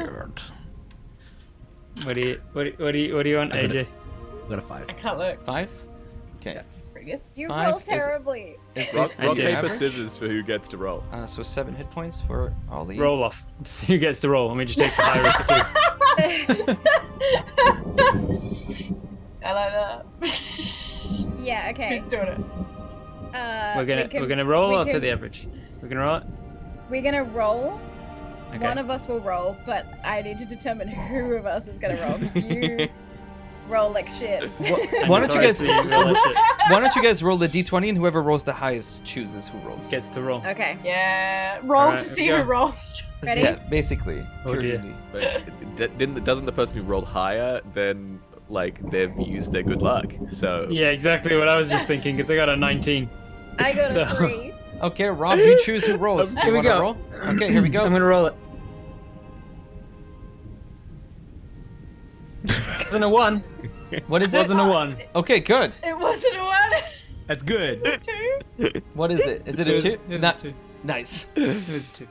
Perfect. So So that's we need to 4. make a note. We need to make a note that when we get to level 3, you roll, Okay. and then level 4, I roll. Okay, so It makes sense. You threw up this episode. We didn't get that many hit points out of it. yeah. Yeah, you lost all that HP through the chunder. So as we close today's session, I just want to quickly thank all the viewers who've come in and hung out and followed. We're 2 followers off from 3,000. Woohoo! Let's go! I just super quick announcement. So we'll be back next week, same time, same place, for the continuation of episode 2. I hope you guys had a good time. For those who were asking earlier, and we'll do a quick roundtable and saying where we can find everybody again. Sorry, I know Rob, you want to go to bed. For those of you who want to be involved with the game, so that what's going to happen at some point, I don't know when yet, I'll be running a Chat Plays D&D, where you guys will be set in the past. So Ulrich, the dad of the group, will be a young man back then, and Chat will be able to play alongside Ulrich and other companions, and they'll discover the world of Dragonlance pre-Hartmann family, and that way you won't impact the main storyline, but you get to play in the same world that our amazing cast is playing. And with that, we're going to go around the table, and we're going to start the opposite way, all the way down in the corner. Dread, where can we find you, and who are you? Hi, I'm Dread Who are you? GM. If you want to find me on the internets, you can type in Dread GM on Google. I'm a professional voice actor and game master. Right now, main focus is the YouTube channel. So if you want to help little old me out, go and subscribe there as our videos come out. We're still in our early awkward stage, but we're getting there. But with Twitch, we also do at least one stream a week on the Tuesday nights, and we got a very exciting project coming up. We're going to be running Call of Cthulhu Express on the Horror on the Orient Express, and that's a mega campaign. I'm very excited for that. So more about that coming soon. Huge. Right above you, newcomer with a beautiful shaved beard to the TDR. His name is Bobbert. What's going on? Bobbert Hartley. My name's Robert Hartley GM. You can find me on all the places at Robert Hartley GM, and if I type something into the chat, hello, you can click on the name to find me on Twitch as well. I am a Dungeon Master full-time. You can find me on all the platforms by searching my name, or you can find us by searching Viva la Dirt League, which is a comedy group that I DM for as well. Nice, thanks. Above that, we've got AJ. Hello. I'm AJ Winters. I am a dungeon master from Winter's Tales. I will do the same thing as Rob. Hi. You can follow my Twitch over there. We stream a Dungeons & Dragons live play in this studio that I am in, fully immersive in a completely homebrew world with characters who have amnesia, and the players didn't even know who they were playing when they signed on to it. So that's fun. Our season 2 launches in a couple weeks, but we got a ton of stuff coming out on the channel. So if you're interested in seeing more of this face, come hang out. Awesome. Thank you so much, AJ. Goose. I am Zach. Find me everywhere at Zach Speaks Giant. I have a YouTube channel where I share silly stories and silly thoughts from my brain. And I'm on Twitch as well. I'm going to say hi, hello in chat. Hello. TikTok, I pushed the button and it links all your stuff. I was just about to say there's a cast button that has it all. Links. Links, who cares? And I have a podcast. Just look up I Speak Giant on all places all good podcasts are sold, and even some of the bad ones. Nice. I thought you were gonna say you can find me online as Zach. I was like, they're gonna have a hard time just looking up Zach. That's Zach into There's a lot of you out there. And finally, certainly last but not least, Ellie. Hi, I am Ellie, or as most people call me, Ellen, or as some people call me, Ellen K. Graham 1. If you follow me on Twitter, guys, I'm like 9 people away from 1,000. And my mum said that if I hit 1,000 Twitter followers, she'd be proud of me. So, come on. Whoa. Do it right now. I know. Do it right now. All of you do it right now. But yeah, mainly you can find me at Roll to Cast. So that's ROLE to Cast. We are an any-winning variety TTRPG podcast. We do lots of great stuff. We're currently playing Starfinder, but each season of the podcast is a different game system. So there's something for everyone. And we'll be doing live shows in the Fringe, but also... Who's got 2 thumbs and is doing a one-woman show in the Adelaide Fringe? Is this guy? Oh, I was gonna guess Rob. Be a doll. It's called Be a Doll, Won't You? And it's all about objectification and commodification. So check that out if you're in Adelaide in Ghana country for that time. And yeah, that's me. Well, thank you so much for being here and hanging out with us, chat. Thank you to the wonderful cast and people who've been here. We'll be back next week. Thank you. A big shout out again to Fizz Cannon for coming in through with the overlay. My God, what a lot of work it's been. And next week, we'll have a kick-ass trailer to show you the beginning of the session. I don't know if we want to raid out or if we just end it here. But thank you so much, everybody, for tuning in. And I hope to see you next week. And if we never see you again, well, you know what? Have a good rest of your life. This will be up on YouTube. I'm hoping this weekend, and that's it. That's it. All right, I think we just say bye now. That's the show. All right, guys, gals. Thanks, everybody. Take care, everyone. Bye. I love that energy. Bye. Love that energy. Bye.